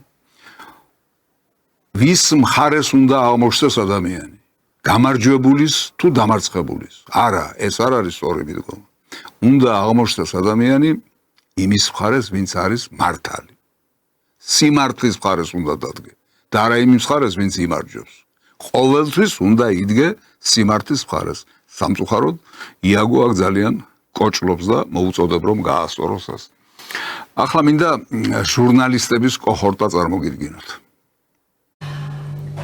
ისე ობიექტურები რომ ვიყოთ რაც არ უნდა მაღალი წარმოდგენა არ გქონდეს საქართველოს ტექნიკურ უნივერსიტეტზე გპ-ის ატმორმა 90-იან წლებში გადაგვარჩინა აი გპ-იმ შეძლო 90-იან წლებში შეექმნა ატმორი ხო ვერ შემახსენებთ რა გარღვევა მოახდინა ივანიშვილის სახელობის ქუთაისის ტექნოლოგიურმა უნივერსიტეტმა ტექნოლოგიების სფეროში არის რამე ასეთი? არა. მოკეთ ამ ატმორის ხათრით მაინც ბოლომდე დაიცავით თქვენი ღირსება საქართველოს უნივერსიტეტის პროფესორებო და სტუდენტებო. ესე იქამდე მივიდა საქართველოს პროფესორების საქმე, რომ აი ამ ქალის მოწოდების მიხედვით უნდა იცხოვრონ. მას GPI, ანუ საქართველოს პოლიტექნიკური ინსტიტუტი ახსოვს მხოლოდ და მხოლოდ ატმორით და ატმორის დონეზე. მან არ იცის, რას ნიშნავდა საქართველოს პოლიტექნიკური ინსტიტუტი. მან არ იცის, რა დონეზე იყო ტექნიკური აზროვნება, ტექნიკური რევოლუცია, რა დონის წვლილი შექონდა ამ ინსტიტუტს ტექნიკურ რევოლუციაში, მეცნიერულ ტექნიკურ რევოლუციაში და მხოლოდ ატმორის დონეზე ლაპარაკობს. აი ასეთი ჟურნალისტები მოძღვრავენ ქართულ საზოგადოებას, ქართულ ხალხს წლების განმავლობაში და სამწუხაროდ საზოგადოებასაც დაეთყო მათი მუშაობის კვალი. რაგი ჟურნალისტებზე ჩამოვარდა საუბარი, მე მინდა კიდევ ერთი უხუცესი ჟურნალისტი წარმოგიდგინოთ. ეს ის რა გვარია ეს? Чолтарова იმისი. Что я не пришел? Ამავის დაკაცო, რა ქვია მე პარლამენტის დირექტორს. არ ვიცი. შეცარცირა ბედნიერისა. ხო და ნუ ის რაღაც საშინელებებს საუბრობ. შალვა პაპოა. ხო, შალიკო პაპოაშვილი. ხო და არ არის სწორი მაგბიჭი, ლანძღავდა ევროპა. ხომ არის ეს კომიკური სიტუაცია? აუგას ერთი უბედურება აქვს. რაც უნდა ახსოვდეს, ყველაფერი ავიწყდება. მაგრამ რაც უნდა დაევიწყებინა, ის ყველაფერი ახსოვს. აი ესე პათოლოგიური ცნობიერება აქვს მის და სამწუხაროდ და კიდევ ერთი თვისება აქვს ამ კაცს. ამ კაცს თუ მოусმენ რამდენჯერმე, მე მოთხოვნილებად გექცევა აი ამ აბსურდის რაღაც აი კიდევ უფრო წვდომა, უფრო ჩასვლა სიღრმეში. ამიტომ თუ კი ერთხელ მოვისმინეთ ბატონი აკუბარდია, მოდი კიდევ ერთი სიუჟეტი მოვისმინოთ მისი. კვლევა წავიკითხე ერთი წლის წინ თუ არა ვწდები და მოვყევი კიდევაც ჩემს ეთერში. ესე იგი ძალიან საინტერესო მკვლევარები იყვნენ გერმანიაში და ესე ვთქვათ პროფესიულად შემჭიდროებული და გაძლიერებული ძალები პოლიტიკაზე გავლენას ახდენენო და გენიალურად პარტივი რაღაცა უწერიათ, რომ ყველაზე საფრთხე შემცველი არის, თუ იურისტებს მივცემთ ძალაუფლებას. აი ესე დასკვნა გამოიტანეს. არ არის სწორი ეს ყობახიზი, არაა მაგის საქმე განათლება. არა, ისეა გულწრფელად რა მაგის საქმე, მოდი ეს ვკითხოთ. სხვათა შორის ლაქიობა არის მაგის საქმე და აი არა მერიდება რა ახლა დეტალებზე საუბარი დედამისათვის, რომ მამამისათვის და ბაბუამისი უნივერსიტეტში მეთქე აკადემიაში გავეცანი. საინტერესო კაცი იყო, მაგრამ ეს ბიჭი აი თვით განადგურებაზე მიდის. არ ვაზრიადებ რა, ძალიან ვფიქრობ და ვცდილობ, რომ არ მივაყენო შეურაცხყოფა, მაგრამ თვით განადგურებას აკეთებს. შეაჯაო რა ხალხს თავი და რატო აიღო ეს თავის თავზე, აი მართა მეკვეს გულწრფელად გეუბნები. აი ასეთ აბდაუბდა საუბარში, ასეთ უაზრობაში ხარჯება საეთერო დრო და ამას მაყურებელიც ყავს. არ ვიცი რა პროცენტია რა ნაწილია, მაგრამ ვიღაცა უყურებს ალბათ და მე გითხარით ამ კაცს ყველაფერი ავიწყდება, რაც უნდა ახსოვდეს და ყველაფერი ამახსოვდება, რაც უნდა დაიმახსოვროს მეთქი. ხო, ვიღაცამ სადღაც თქვა, რომ იურისტები არ გააკაროთ ხელისუფლებას. აი ეს აბსურდი რო თქვა ვიღაცამ. ან საწაიკითხა, ან რატომ წაიკითხა და ან რატომ დაიმახსოვრა და ან რატომ გიყვებათ ამას თქვენ ტელემაყურებლებს. ეს ხომ სრული აბსურდია რა. და მისი დამოკიდებულება თუნდაც საქართველოს დღევანდელი ხელისუფლების მიმართ, ნუ ამ კონკრეტულ შემთხვევაში პრემიერ-მინისტრის მიმართ აბსოლუტურად მიუღებელი და აბსოლუტურად არაჟურნალისტური და არაეთიკური და ყოველდღე გაუმართლებელი რა თქმა უნდა. აი კიდევ ერთი ჟურნალისტიკას მიტმასნილი კაცი. ერთადერთი გამოსავალი შექმნილი ვითარებიდან არის პუტინის ფიზიკური ლიკვიდაცია. წინააღმდეგ შემთხვევაში პუტინი განაგრძობს საზოგადოებების, ქვეყნების საზოგადოებების ადამიანების გაუბედურებას, იმას, რასაც ის აკეთებს ბოლო 20-21 წელიწადია კი არა მეტია, ხო? პუტინი ფიზიკურად უნდა განადგურდეს, ეს უნდა გაიგოს უკლებრივ ყველა გადაწყვეტილების მიმღებმა მსოფლიოში და მე მესმის, რომ ეს არის რთული კი არა ურთულესი, მაგრამ მსოფლიო უნდა მივიდეს იქამდე, რომ თანამედროვე ჰიტლერი, პუტლერი მასთან მოლაპარაკება, შეთანხმება, შეჯერება საკითხებზე ეს კი არ არის გამოსავალი, არამედ მისი ფიზიკური ლიკვიდაცია, იმიტომ კვლავ ვიმეორებ, რომ ის უარეს ჩაიდენს მომავალში. აქ არაფერს არ ვიტყოდი, მაგრამ რაღაცა უნდა ვთქვა მაინც. ისე მეწოდება ეს კაცი თავისი აი ამ ფსიქიკური მდგომარეობის გამო. სხვათა შორის მას შემდეგ რაც აი ვისი რუპორიცებს არის, ხო? იმ ძალების ძალიან დიდი მცდელობის მიუხედავად, რომ იზოლაციაში მოექციათ რუსეთი, მისი პრეზიდენტი ვლადიმერ პუტინი, ჩვენ ვხედავთ რას, რომ წითელ ხალიჩას უგებს, ვთქვათ, ამერიკის შეერთებული შტატების პრეზიდენტი და ასე ეგებება მას თავის სახელმწიფოში, ამერიკის შეერთებულ შტატებში. მეტი რომ არ ვთქვათ, ჩინეთთან ურთიერთობაზე, აი 2 დღის წინ მათ ჰქონდათ ასეთი ვიდეო კავშირი სი ძინპინსა და პუტინს და როგორია მათ შორის დამოკიდებულება, როგორია დამოკიდებულება ვთქვათ იგივე ინდოელი ხალხისა და ინდოეთის ლიდერის მიმართ. ეს ყველაფერი რაზე მეტყველებს? აბსოლუტურად საწინააღმდეგოა და ეს კაცი რას გვეუბნება? აი საერთოდ როგორ შეიძლება ადამიანი გამოდიოდეს ტელევიზორში და ლაპარაკობდეს, რომ ვიღაცის ფიზიკური ლიკვიდაციაა საჭირო. ეს ხომ ტერორიზმია და ტერორიზმის პროპაგანდაა. როგორც თქვი, მეწოდება ეს კაცი მეთქი, მაგრამ თქვენ ნახეთ რა ხალხის, რა ადამიანების, როგორი მოაზროვნეების ხელშია პრესა, ტელევიზია, მასობრივი ინფორმაციის საშუალებები, მას-მედია. როგორი ადამიანების ხელშია. აი ერთ-ერთი ადამიანი, ვინც ტელევიზია ბიზნესად აქცია და რასაც აკეთებს და როგორც წამლავს, ცდილობს ყოველ შემთხვევაში საზოგადოების მოწამვლას, ვიცით ჩვენ. წერეთლების ტელედინასტია. აი როგორ ახასიათებს თავის თავს ეს კაცი. ჩემ თავს არ დავეცა, უბრალოდ მინდოდა რომ კითხვები დამესვა თვალებში ჩამეხედა და მეთქვა რომ რატომ მოაწყეს 5 ივლისის სისხლიანი ღამე თქვენზე, ჩვენზე, ყველაზე. მივედი და კობახიძემ შემომხედა და მეგონა რომ თვალებში მეტყოდა ან რაღაცას დავინახავდი და მითხრა რომ შენ ნაბიჭო არ როგორ გითხრა რომ სწორად უთქვამს, იმიტომ რომ შენ კი არა მარტო, აი რასაც აი შენი ხელდასმული ჟურნალისტები რასაც აკეთებენ, აი მაგ შეფასების გარდა სამწუხაროდ არაფერს არ იმსახურებთ. ბატონო, თამარ კვარაცხელიას სიუჟეტი თუ გაგთ გავუშვათ, თუ არა და გადავალთ საუბარს. მოგესალმებათ ნოვოსტი, გონი გავდიჟდი ხალხო. ლექსების წერაც დავიწყე. აი რა უნდა გამცნოთ. ჩვენ არ გვინდა ქოცი, ჩვენ არ გვინდა რუსი, თუ კი გიყვარ სამშობლო აირჩიე 5. 5 რა შუაშიაო მკითხავს ვინმე ჩლუნგი. მე არ ვიცი რა გითხრა 5 არის ზუსტი. აი ხედავთ რა ხდება, რუსი რითმშიც არ ჯდება. თქვენ გაგიწყრათ ღმერთი, რაც შემტენეთ რითმი. რუსარჯობდა სუპი. სუპზე გაყიდულებო, კარტოფილის ხამებო, რა დარ გინდათ ნაცები, რა დარ ხართ ნაწამები. ო სამშობლო ჩემო, რუსის დამონებულო, შენ ტკივილო ჩემო, ბიძოს ბოსტნის ხალხო. რითმები არ მივარგა, მაგრამ მთელი გულით გეუბნებით სათქმელს ჩემი გულის ნადებს. საქართველო ნატანჯო ჯენზი თუ დაგიცავს, უფრო სწორად ჯენზი კი, უფრო სწორად ბავშვი კი. ახლა ნოვოსტის უყურებთ დაქირავებულ ქაჯუნას, ამას ჩვენი არ ჯობია ინგა ჟიჟიდან ანულა. რაის ნოვოსტი ქალო, ქვეყანა თავზე გვენგრევა, რუსის ჩექმა გვაქვს კისერზე, ჩამოგვეშალა. ვა. რუსის მონების სამჭედლო აუტანელო ერო, რა ვქნათ და რა გიშველოთ, რუბლს არ გირჩევნიათ ევრო.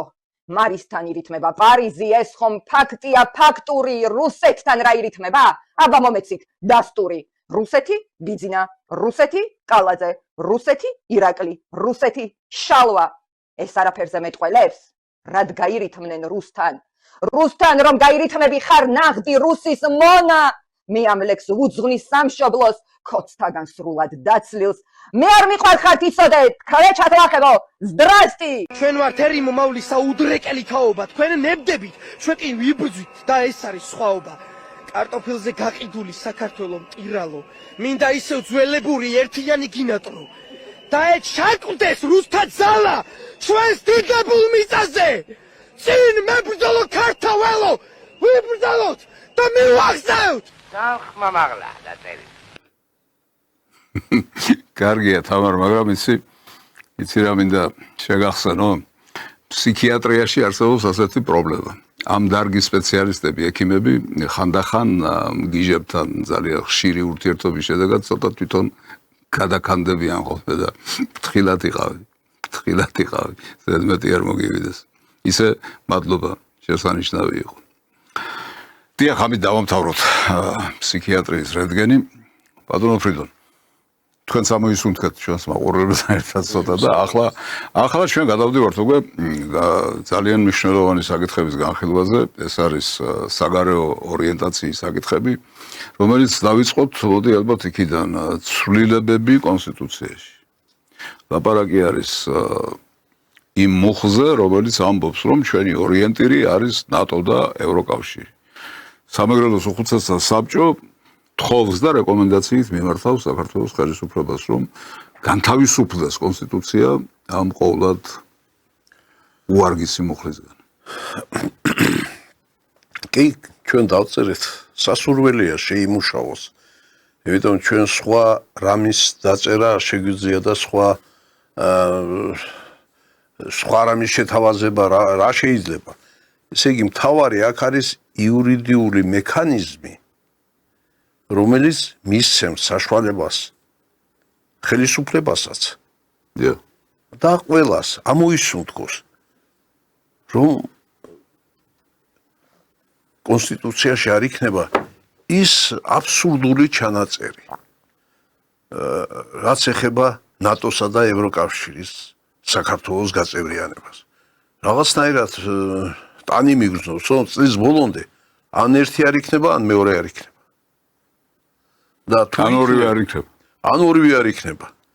ან თუ იქნება რაღაც საზოგადოება, რომელიც იქნება და იქნება, მაგრამ ჩვენ არც ერთ შემთხვევაში არ ვიქნებით არც ერთი წევრი და ეს უკვე თავიდან ამაზე უკვე ითქვა თვითონ ნატოს წევრები ქვეყნები ამბობდნენ, რომ ეს შეუძლებელია, ეს გამორიცხული იყო.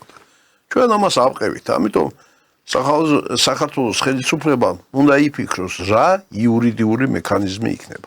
ძნელია ამისი თქმა, იმიტომ რომ ეს ყველაფერი მიდის არჩევნებისკენ, მაგრამ შეიძლება რაღაც. დღეს არ არსებობს საკონსტიტუციო უმრავლესობა, ვისაც ამის გადაწყვეტა შეუძლია, მაგრამ ეს ზედმეტი ბარგი კონსტიტუციაში გვაქვს. ხო, მე მგონი არ არის დღეს ის რაოდენობა, რომელსაც შეუძლია მიიღოს ეს გადაწყვეტილება. კი, დღეს არ არის 113 არის. ამიტომ შეიძლება იყოს რაღაც სხვა გზები, რეფერენდუმი რო ვთქვათ, რეფერენდუმი კონსტიტუციაში წერია, რომ მთელს საქართველოს ტერიტორიაზე უნდა ამიტომ რეფერენდუმს ვერ ჩავატაროთ, მაგრამ პლებისციტი შეიძლება რაღაცა ეს გამოკითხვა, რომელსაც იურიდიული ძალა არ აქვს. მე ჩვენ ვსვამ საკითხი, იურიდიული მექანიზმი შეიმუშაოს ხელისუფლება, იმიტომ რომ შემდგომში ამან ჩვენ შეგვიძლია ზიანი მოგვაყენოს. კი ბატონო. ეს რა თქმა უნდა გასაკეთებელია, ჩვენ ნახეთ, დავწმუნდით იმაში, რომ ეს ჩვენი პერსპექტივა არის 35 წლიანმა მონაკვეთმა ჩვენი ისტორიის, ბოლო 35 წელიწადმა, ჩვენ გვიჩვენა, რომ ეს იყო სიყალბე, ეს იყო მოტყუება, ეს იყო სიტყვა, თვალებში ნასრი შემოყრა, სატყუარა მართალი დანდებით ბატონო ფრიდონ. სამწუხაროდ და ამიტომ ეს ჩვენ უნდა გავასწოროთ. ჩვენ ეს კონსტიტუციაში კი არა, პირველ რიგში ჩვენს ცნობიერებაში უნდა გავასწოროთ. ჩვენს საზოგადოებრივ ცნობიერებაში. ქართველი ხალხი უნდა მივიდეს იმ დასკვნამდე, რომ ორიენტაცია, საგარეო პოლიტიკური ორიენტაცია, რომელიც ჩვენ შემოგთავაზეს, იყო ჩვენთვის თავსმოყვეული, იყო სატყუარა, როგორც ბატონმა ფრიდონმა ბრძანა და ეს ჩვენს ცნობიერებაში უნდა გასწორდეს და შესაბამისად კონსტიტუციასა და კანონმდებლობაში. აქ არის ლაპარაკი უაღრესად საინტერესო საკითხზე. მაგალითად, ეს არის სარკინიგზო და საავტომობილო მაგისტრალის გახსნა საქართველოსა და რუსეთს შორის აფხაზეთის გავლით. 90-იანი წლების, 12-13 წლის მოვლენების შემდეგ, აფხაზეთში ომის შემდეგ ეს გზა არის ჩაკეტილი და ეს აზიანებს საქართველოს. ამიტომ ხომ არ დადგა დრო, რომ ჩვენ ვიფიქროთ ამ მიმართულებით. ეს წერია ამ რეკომენდაციაში. დიახ, ამ რეკომენდაციაში ეს არის და ეს საკმაოდ ადვილად შეიძლება გადაწყდეს კვლავ რუსეთთან დიალოგის საფუძველზე. იმიტომ რომ აქ ზარალდება საქართველოს მოსახლეობა და პირველ რიგში დასავლეთ საქართველოს. თუ წინათ გლეხს შეეძლო რაღაცა რაღაც მიეღო მოსავალი და 2-3 საათში იყო სოჩში და შეიძლება და გაიყიდა და დაბრუნებულიყო უკან. და მრავალი სხვა დუღდა დასავლეთ საქართველოს ეკონომიურად გურია სამეგრელო აჭარა კი არის თურქეთთან ახლოს, მაგრამ აჭარას არაფერი შეუძლია გადაიტანოს იქ. აჭარას კვლავ გაქონდა ყველაფერი, ეს ციტრუსი იყო თუ რაღაცა რუსეთის ფედერაციაში, ყოფილ საბჭოთა კავშირში. და ეს იმდენად მცირეა დღეს, რომ ამას არც იგრძნობს რუსეთის ფედერაცია რო გაიტანოს. სამაგიერო იგრძნობს ის გლეხი, რომელიც მთელი წლის განმავლობაში შესწიცინებს იმ მანდარინს თუ ბორხოთოხალს თუ რაც მოდის დასავლეთ საქართველოში, რომ როგორმე გაყიდოს, ოჯახს მოახმაროს და ის. ამიტომ ეს ბევრ სხვა რამესაც გადაწყვეტს. ეს იქნება შემოსავლის წყარო, რომელიც აკრია ახლა. შემოსავლის წყარო იქნება გარკვეულ ნაწილებრივ მოსახლეობის გარკვეულ ნაწილს. არ აქვს ეს კონტაქტი. თითქოს და ახლოს არის, მაგრამ ვერ გადადის, ვერ გადმოდიან. და აქედან გამომდინარე ის იძულებულია თუ ვინმე ნათესავი ყავს კრასნოდარის მხარეში, საცხოვრებლად გადავიდეს იქ. ოჯახი არ არის დასავლეთ საქართველოში ერთი მაინც ოჯახის წევრი, რომ საზღვარგარეთ არ იყოს. და ეს გრძელდება ათეული წლები. მაგრამ ეს თემა არის ტაბუდადებული თემა, ამას ებრძვიან, ამით სპეკულირებენ, ამბობენ რომ ვინც დაილაპარაკებს ამ მიმართულებით, ანუ ვინც იტყვის რომ ეს ის მოღალატეა. აი აქ წერია პირდაპირ. ესე იგი განიხილოს და გადაწყვიტოს რეკომენდაცია ხომ აფხაზეთის მონაკვეთის გავლით საქართველოს-რუსეთის სარკინიგზო და საავტომობილო მაგისტრალის აღდგენა. ამ საკითხის პოლიტიზირება საქართველოს მტრების მიერ არის პროვოცირებული და პირველ რიგში აზიანებს საქართველოს მოსახლეობას. აქ მე ჩავამატებდი პროვოცირებული, მძიმე, დაფინანსებული. დიახ. სამწუხაროდ ასეა. ეს არის და ეს ერთი წელი კი არა, ათეული წლები გრძელდება. ამ საკითხებთან საუბრის უფლებას ჩვენ დასავლეთი არ გვაძლევდა და არ გვაძლევს დღემდე, რუსეთთან პირდაპირი დიალოგის უფლებას არ გვაძლევს, რაც იმას ნიშნავს, რომ ჩვენს პრობლემებს რუსეთთან დაკავშირებულს ვერასოდეს ვერ გადავწყვეტ და ვერ გადავწყვეტ იგივე ტერიტორიული მთლიანობის საკითხს. აი ამას გვიკეთებს ჩვენ დასავლეთი. ჩვენ გვებრძვის დასავლეთი. მაშინ როდესაც თვითონ დასავლეთი უკვე ძალიან სწრაფად მოტრიალდა ფინეთს უნდა დალაპარაკება პრეზიდენტმა განასახა უნდა ველაპარაკოთ რუსეთს პრიბალტიკა ასევე გერმანიის ფედერაციული რესპუბლიკა ამერიკის შეერთებულ შტატებზე საუბარი ზედმეტია იმდენად დაუახლოვდა პრეზიდენტები როგორც რუსეთის ისე ამერიკის შეერთებულ შტატებში სხვადასხვა მიმართულებით შეიძლება ეს იყოს რაღაც ეტაპობრივი, მაგრამ მათ არეალში მოხდა ისეთი საკითხები, რომელიც ერთსაც აწყობს და მეორესაც აწყობს. დიახ. პოლიტიკა ისეთი რაღაცაა, რომელიც მუდმივად და რაღაც ოჯახური მიზეზი არ იქნება დამოკიდებული. არის მისთვის მომგებიანი. ის მიდის ამაზე. თმობს რაღაცას სხვა. აი ახლა ასეთი რამე მიდის. ჩვენ ეხლა მაინც ხო არ გვეუბნება, ვინმე არ დაელაპარაკო. ეხლა ერთადერთი ვინც არის ამის მოწინააღმდეგე დიალოგის ეს არის მხოლოდ და მხოლოდ ის ხალხი, რომელიც რუსთაველზე უკვე წელიწადზე მეტი დგანდა. ეს არის 200-300 კაცი, რომელიც არის დაფინანსებული, მათი ოჯახის წევრები და არიან გარკვეული კატეგორია. მხოლოდ ეს არის. სხვა არ არის, რომელი ეხლა გეტყვის შენ ну განა შეუძლია განა გეტყვის ამერიკის შეერთებული შტატები რომ არ დაელაპარაკო რუსეთს მაშინ ის თუ როგორ ელაპარაკება მაგრამ ალბათ თაროგი არხები ამერიკა თუ ევროპა ისე სხვათა შორის აი აქ პირდაპირ წერია ამ დოკუმენტში მიზანშეწონილად მიგვაჩნია ხელისუფლებამ დაიწყოს პირდაპირი მოლაპარაკება რუსეთის ხელისუფლებასთან დღეს არსებული უთანხმოებისა და ათეული წლების განმავლობაში დაგროვებული პრობლემების გადასაჭრელად ორ მართლმადიდებელ ქვეყანას შორის კეთილმეგობრული და მეზობლური ურთიერთობის აღსადგენად აი ეს წერია პირდაპირ ამ დოკუმენტში მე არ ვიცი აღმოჩნდება თუ არა კარგი გამგონი ის ვისაც სამეგრელოს უხუცესთა საბჭო ამას ეუბნება მაგრამ ის რეალობა მაინც უნდა გაითვალისწინონ თუ არ გაითვალისწინებენ სამეგრელოს უხუცესთა საბჭოს რეკომენდაციას ის რეალობა მაინც უნდა გაითვალისწინონ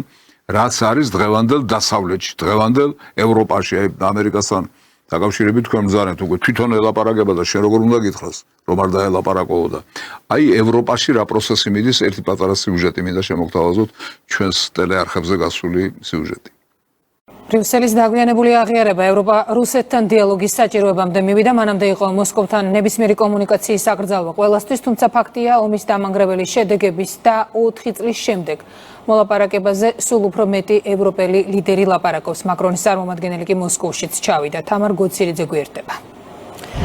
საფრანგეთის, იტალიის, ავსტრიის, ჩეხეთისა და ლუქსემბურგის შემდეგ ახლა უკვე ლატვიას და ესტონეთს სურს მოსკოვთან დიპლომატიური არხების აღდგენა. ევროპულმა ქვეყნებმა უკრაინაში ომის მეოთხე წელს რუსეთთან მიმართებით მიდგომა შეცვალეს და კრემლთან კონტაქტზე საკუთარი ტაბუ მოხსნეს. თუმცა აქამდე უგრეთისა და სლოვაკეთის კრემლთან პირდაპირი კავშირი მიუღებელი იყო. ახლა ევროპას მოლაპარაკების მაგიდასთან ემისარი სჭირდება. ეს მაშინ როცა პუტინთან ხაზია დონალდ ტრამპი. კიევი კი მოსკოვთან მოლაპარაკებას უკვე მართავს. აგრესორ რუსეთთან დისტანცირების პოლიტიკამ ევროკავშირი უკრაინის სამშვიდობო პროცესის მიღმა დატოვა. ხელიდან გაშვებულ შესაძლებლობებზე ევრონიუსთან ესტონეთის პრეზიდენტმა ილაპარაკა და თქვა, რომ ევროკავშირს მოსკოვთან დიალოგის აღსადგენად სპეციალური წარმომადგენელი უნდა ჰყავდეს. ევროკავშირის სამშვიდობო დისკუსიებში უნდა მონაწილეობდეს. ჩვენ უნდა გქონდეს ხმის უფლება, მაგრამ როგორც ხედავთ, ცოტა დავაგვიანეთ. ეს ჩვენც უნდა დაგვეწყო. შესაძლოა არა პრეზიდენტ ტრამპს, არამედ ევროკავშირს უნდა დაეწყო საკითხის დიპლომატიური გზით გადაწყვეტის ძიება. რამდენიმე წლის წინ ასეთ პოზიციაში ვიყავით, რომ აგრესორებთან არ ვსაუბრობდით. ახლა კი იმაზე ვწუხართ, რომ მოლაპარაკებების მაგიდასთან არ ვართ. რუსეთთან მოლაპარაკების მაგიდასთან ადგილს ბალტიის კიდევ ერთი ქვეყანა ლატვია ითხოვს. რუსეთის იზოლაციის პოლიტიკის მხარდამჭერი ლატვიის პრემიერი აგრესორთან დიპლომატიური კონტაქტის აღდგენას ემხრობა და მზად არის მოლაპარაკების მაგიდას თავად მიუჯდეს. თავად უკრაინელებმა დაიწყეს პროცესი და ევროპელებმა რატომ არ უნდა აწარმოონ მოლაპარაკებები. ჩვენ ნამდვილად გვჭირდება წარმომადგენელი თუ საჭირო იქნება, მზად ვარ მეწავიდე, თუმცა მივიჩნევ, რომ ამერიკელებთან ერთად მოლაპარაკებების მაგიდასთან გერმანიის, საფრანგეთის ან გაერთიანებული სამეფოს ლიდერები უნდა დასხდნენ და ამ ძალიან რთულ პერიოდში უკრაინას დაეხმარებიან. რუსეთთან პირდაპირი დიპლომატიური არხების აუცილებლობაზე ღიად ლაპარაკობს საფრანგეთის პრეზიდენტი.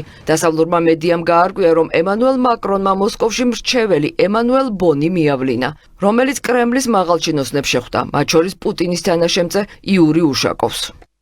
ვიზიტის მიზანი იყო დაერწმუნებინათ რუსეთი, რომ კონტინენტის უსაფრთხოების საკითხების გადაწყვეტაში ევროპის ჩართულობა აუცილებელია. ასევე ის, რომ მოლაპარაკებებში მონაწილეობის გარეშე ევროპელები რაიმე სამშვიდობო შეთანხმების ავტომატურად ხელმოწერას არ აპირებენ. მოსკოვთან საკუთარი დიპლომატიური არხის არსებობას საფრანგეთის გარდა ითხოვს იტალია, ავსტრია, ლუქსემბურგი და ჩეხეთი. გერმანია ჯერ წინააღმდეგია, თუმცა კანცლერმა ფრიდრიხ მერცმა უკვე თქვა, რომ რუსეთი ევროპული ქვეყანაა და ადრე თუ გვიან ბერლინს მოსკოვთან თანამშრომლობა მოუწევს. ამ დროს ვაშინგტონის შუამავლობით კიევი მოსკოვთან მოლაპარაკების უკვე მეორე რაუნდს აბუ-დაბიში მართავს. პროცესს შორიდან აკვირდება ევროკავშირი. ომის მეოთხე წელს კი ევროპულ ქალაქებში სულ უფრო ხშირად ისმის შეცვლილი ნარატივი, რომელიც არა მხოლოდ რუსეთთან დიალოგის აღდგენას, არამედ ტერიტორიულ დათმობებს ეხება. ბატონო ფრიდონ, ამას ლაპარაკობს მილიარდიანი და ბირთვული ევროპა. ამას ლაპარაკობს კონტინენტი, რომელიც მოწინავეა ცივილიზაციის 4 წელი დაჭირდა მათ. კი ბატონო, მაგრამ ჩვენ ისე ჩვენ ათეული წლები და ჯერ კიდევ ვერ გადავლახეთ ეს. ესე იგი იმათ 4 წელი დაჭირდა უკვე ერთხმად თითქმის ამბობდნენ რომ რუსეთთან უნდა იყოს დიალოგი სხვანაირად არაფერი არ გადაწყდება საერთოდ ეკონომიურად უმძიმეს მდგომარეობაში იქნებიან და ეს 4 წელიწადში მაგრამ ჩვენ 30 წელია უყურებთ ამას და 30 წელია აკრძალული გვაქვს მათთან საუბარი კატასტროფული მდგომარეობა მე მგონი დრო მოვიდა და თუ უნდა ხელისუფლებას და ჩვენ გვინდა გადავრჩეთ მაშინ აი ეს წინადადება რომელიც ჩვენმა უხუცესმა საბჭომ გამოიმუშავა ეს არის მისაღები სხვანაირად მე დარწმუნებული ვარ და ჩვენც ყველა დარწმუნებული ვართ რომ არაფერი არ გამოვა და ბოლოს თუ ვინმე საას სხვა წინადადება ალტერნატიული როგორ შეიძლება საქართველოს გამთლიანდეს როგორ შეიძლება ჩვენს ტერიტორიებს საფრთხე არ შეექმნას როგორ შეიძლება გადაწყვეს ის გარეჯი იქნება თუ სხვა პრობლემები არ მინდა დავასახელო რეგიონები თუ არის სხვა ალტერნატიული მე მთელი ძალით და ღონით გვერდში ავოუდგებ მაგრამ მაშინ გვითხრან ეს არ არის და რატომ არის თუ არა ეს ჩვენი ხალხის ინტერესებში ამიტომ აქ ყველაფერი ნათქვამია ყველა სიტყვა ჩვენ გახსოვთ როგორ გამომივშევეთ და ამიტომ მე არ მომიწიოს ამისი განმარტება კიდევ გთხოვთ ბატონ ვალერი თქვენი დაჯერებული საუბრით კიდევ ერთხელ წაიკითხოთ ის რაც აი ამ ნაწილშია კი ბატონო დიდი სიამოვნებით და აქ არის ახლა მივადექით ჩვენ მართლაც ძალიან უსერიოზულეს თემას მაგრამ როგორც ბატონმა ფრიდონმა ბრძანა თუ ვინმე გარდა ცივილკივილისა გარდა რუსეთის დედისგინებისა გარდა ლანძღვისა და გარდა იმის ძახილისა რომ რუსეთი არის ისტორიული მტერი და უნდა დარჩეს ისტორიულად მტრად მოიტანს არგუმენტირებულ დასაბუთებულ წინადადებას რომელიც უკეთესი იქნება იმაზე რაც აქ წერია მაშინ ჩვენ ორივე ხელს ავწევთ და შევეცდებით დაუდგეთ მხარში და მივიღოთ ის წინადადება თუ ვინმე მოიტანს ასეთ წინადადებას ჩვენ კი მოვიტანეთ ასეთი წინადადება გაისვა საკითხი აფხაზებთან და ოსებთან ერთად ჩვენი ქვეყნის ფედერაციული მოწყობის საფუძველზე რუსეთ ბელარუსის სამოკავშირეო სახელმწიფოში თანაბარ-უფლებიან წევრად საქართველოს მიღების შესახებ 1992 წელს გაეროსა და რუსეთის ფედერაციის მიერ აღიარებულ საზღვრებში. კიდევ ერთხელ გავიმეორებ, არ წავიკითხავ, გავიმეორებ ისე რომ ჩვენ უნდა მივმართოთ რუსეთ-ბელარუსის სამოკავშირეო სახელმწიფოს, რომ ჩვენც გავხდეთ ამ მეგობრობის, ამ კავშირის წევრი სახელმწიფო, თანაბარ-უფლებიანი. ოღონდ ეს უნდა გაკეთდეს იმ ფარგლებში, იმ საზღვრებში, რომელიც 1992 წელს აღიარა გაერომ და გაეროსთან ერთად რუსეთის ფედერაციამ. ალბათ მიხვდით რა კონტექსტზეა საუბარი. მე ახლა ბატონ ფრიდონს ხო ორიოდე სიტყვით განმარტოს ეს. და აქ არის შემდეგში ძალიან საინტერესო ჩამოყალიბებული მდგომარეობიდან დე ფაქტო რაც არის. ეთხოვს რუსეთის მთავრობას რომ გაგვიწიოს დახმარება. აფხაზებთან და ოსებთან ერთად საქართველოს ფედერაციული მოწყობის პროექტის შემუშავებაში რუსეთის მაგალითზე მათი გამოცდილებიდან გამომდინარე. ყველა დამეთანხმება, ჩემო მეგობრებო, ჩემო შვილებო, რომ დღეს ეს საკითხი საქართველოს ურთიერთობები ყველა რეგიონში და განსაკუთრებით აფხაზეთსა და სამხრეთ ოსეთში, სამაჩაბლოში ფედერაციული მოწყობის გარეშე გამორიცხულია. ეს ჩვენთვის იქნება ყველაზე საუკეთესო. ყველაზე საუკეთესო. და აქ რო ვამბობ ჩვენ რუსეთის მაგალითზე მეთქი. თქვენ გახსოვთ რომ დონეცკის დონეცკის სახალხო რესპუბლიკა. დონეცკისა და ლუგანსკის. ის ცნო რუსეთმა და მერე მიიღო ფედერაციაში, მაგრამ ის ცნობა როგორც დამოუკიდებელი ქვეყნის მას არ გაუუქმებია. ამიტომ ეს უკვე მაგალითია და ამ დროს აფხაზები არაფერს არ კარგავენ. მაგალითისთვის თუ იქ არის არაფერს არ კარგავენ, თუ იქ არის საბანკო სისტემის რუსეთის ფედერაციასთან შერწყმული და ის საბანკო სისტემა მუშაობს, შეიძლება ის დარჩეს. და ერთდროულად იქნება ქართული საბანკო სისტემა. იქ თუ მოძრაობს და მოქმედებს მანეთი რუსული, იყოს ბატონო, მაგრამ ლარიც იქნება. ეხლა ამას ბევრი რამ მოყვება. ბევრი ნიუანსია, რომელიც არის მოლაპარაკების საგანი. სხვა გამოსავალი არ არის. სხვა რამეს ჩვენ ვერ შევთავაზებთ. და ემაზე თუ ეს მიმართულია არა მარტო ჩვენი ქვეყნის ხელისუფლებისთვის, ეს მიმართულია რუსეთის ხელისუფლებისთვის. რა თქმა უნდა. და მათმაც უნდა გაითავისუფლოს. აფხაზებისთვის და ოსებისთვის. ეს აფხაზებისთვისაც არის. აფხაზები მაშინ უკვე იქნებიან უკვე ისინი სამართლებრივ ჩარჩოში ჯდებიან მსოფლიოს მასშტაბში. ესე იგი, ბატონო ფრიდო, ბოდიშვიხთი რომ გაწყვეტინებთ, მაგრამ აქ ამ შეთავაზებაში დევს ისეთი რამე, რაც მისაღებია საქართველოსთვისაც, რუსეთისთვისაც, აფხაზებისთვისაც და ოსებისთვისაც. აბსოლუტურად სწორი. ასეთი რამე დევს აქ. უფრო მეტი. მე ჩვენ გახსოვთ, ჩვენ რას მოგებას მიიღებს აფხაზეთი ამითი. რა მოგებას მიიღებს საქართველო, რა მოგებას მიიღებს რუსეთი. თუ ეს მოგებები არ იქნება ყველგან, შეიძლება ყველა ისე არ შედგება. ისე ეს არ შედგება. მაგრამ მე ვერ ვნახე ვერსად ერთი არგუმენტიც ვერ ვნახე, რომ ამით რუსეთი რაღაცას წააგებს.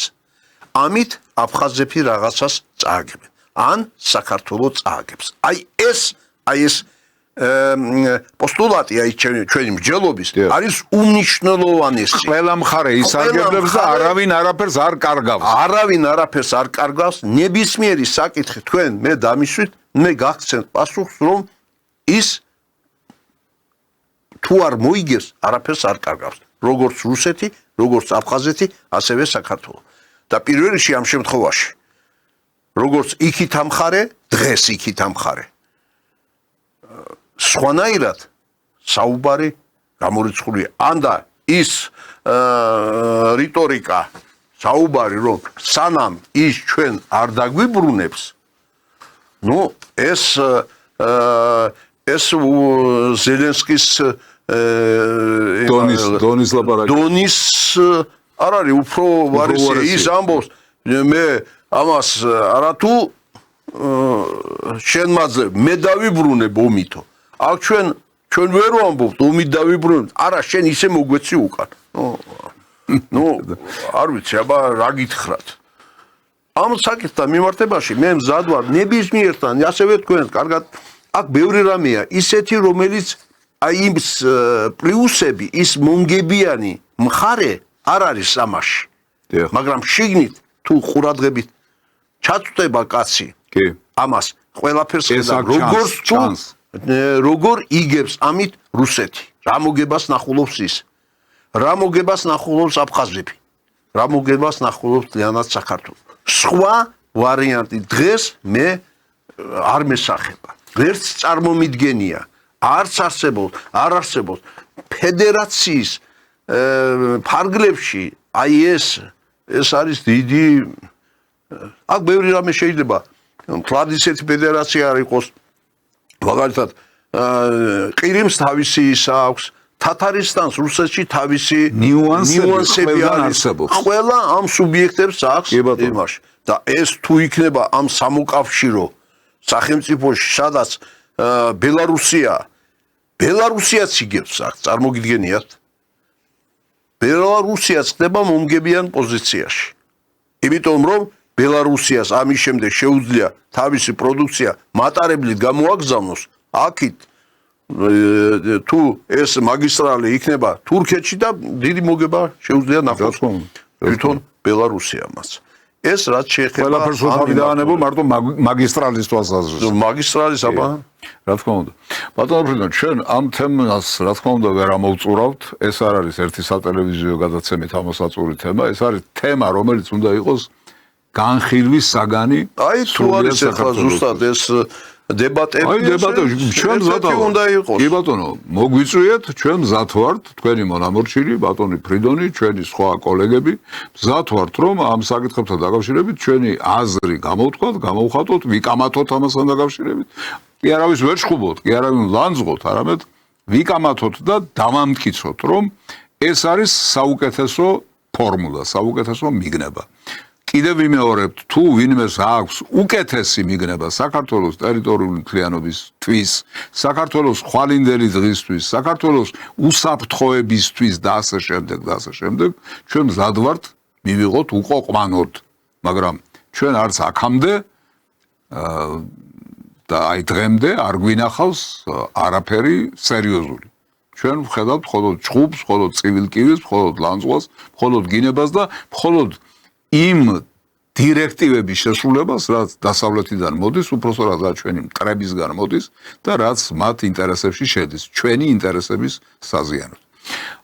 დღეს მოდით ამით ამოვწუროთ, არა ბატონო ფრიდონ, თუ არის საკითხები კი, რომელიც ცალკე საუბრის ჩვენ საგანია, რომელიც კიდევ განვაგრძობთ, მაგრამ მე მოუწოდებ, ქართულ ხალხს მოუწოდებ, მოთხოვეთ ტელეარხებს, ტელევიზიებს, სხვა საინფორმაციო საშუალებებს. აი ამ თემებზე იყოს პოლემიკა, ამ თემებზე იყოს დიალოგი, ამ თემებზე იყოს დებატები, იმიტომ რომ ეს არის უმნიშვნელოვანესი, ეს არის ჩვენთვის ძირითადი და არა ის, რაც გესმით ხოლმე, რის შესახებაც არის ყაყანი და ვაი უშველებელი და გაუთავებელი წივილკივილი. არა, არსებობს თემები საქართველოს დღევანდელ დღესთან და ხვალინდელ დღესთან და მომავალთან დაკავშირებული, რომლის გადაწყვეტის გარეშე წინ ვერ წავალთ. ამიტომ მოთხოვეთ, პირდაპირ მოთხოვეთ ჟურნალისტებს, ტელეარხებს, კომაის ვაჟბატონი, რომელიც კარგი სიტყვით შეუმკია საქართველოს პრემიერ-მინისტრს, აი მოთხოვეთ იმას, რომ თავის ტელეარხზე გამართოს დებატები ამასთან დაკავშირებით. ერთი სიტყვით, ბატონო ფრიდონ, ძალიან დიდი მადლობა მინდა მოგახსენოთ. მადლობა თქვენ და მადლობა ჩვენს უხუცესებს, რომელიც ეხლა ემზადებიან აფხაზეთის უხუცესთა საბჭოსთან შესახვედრად და არის კიდევ გეგმები კარგი, რომ ჩვენი აზრი, ჩვენი ხედვა სხვათა შორის აღწერია, რომ აფხაზეთის მიმართულება იქნება ეს თუ სხვა მიმართულებები, ჩვენ ყველგან შევხვდებით უხუცესთა საბჭოს, ნებისმიერ დაინტერესებულ ორგანიზაციას, ნებისმიერ დაინტერესებულ მოღვაწეს ამ საკითხებთან დაკავშირებით და გვექნება ასე ვთქვათ სერიოზული მუშაობა ამ მიმართულებით. მე მინდა ძალიან დიდი მადლობა გადაგიხადოთ თქვენ პირადად აი ამ გაწეული მუშაობისთვის თითოეულ წევრს სამეგრელოს უხუცესთა საბჭოში. უთხრა ძალიან დიდი მადლობა ამ დოკუმენტისთვის, რომელიც დაიდო და ამ საპოლემიკო, სადებატო თემისთვის, რომელიც მათ წამოწიეს სრულიად საქართველოს წინაშე. ამით დავასრულებ დღევანდელ გადაცემას და იმედი მაქვს, რომ მომავალ პარასკევს დათქმულ დროს საღამოს 7 საათზე ისევ შევხვდებით ერთმანეთს გადაცემაში სპეციალური გამოშვება.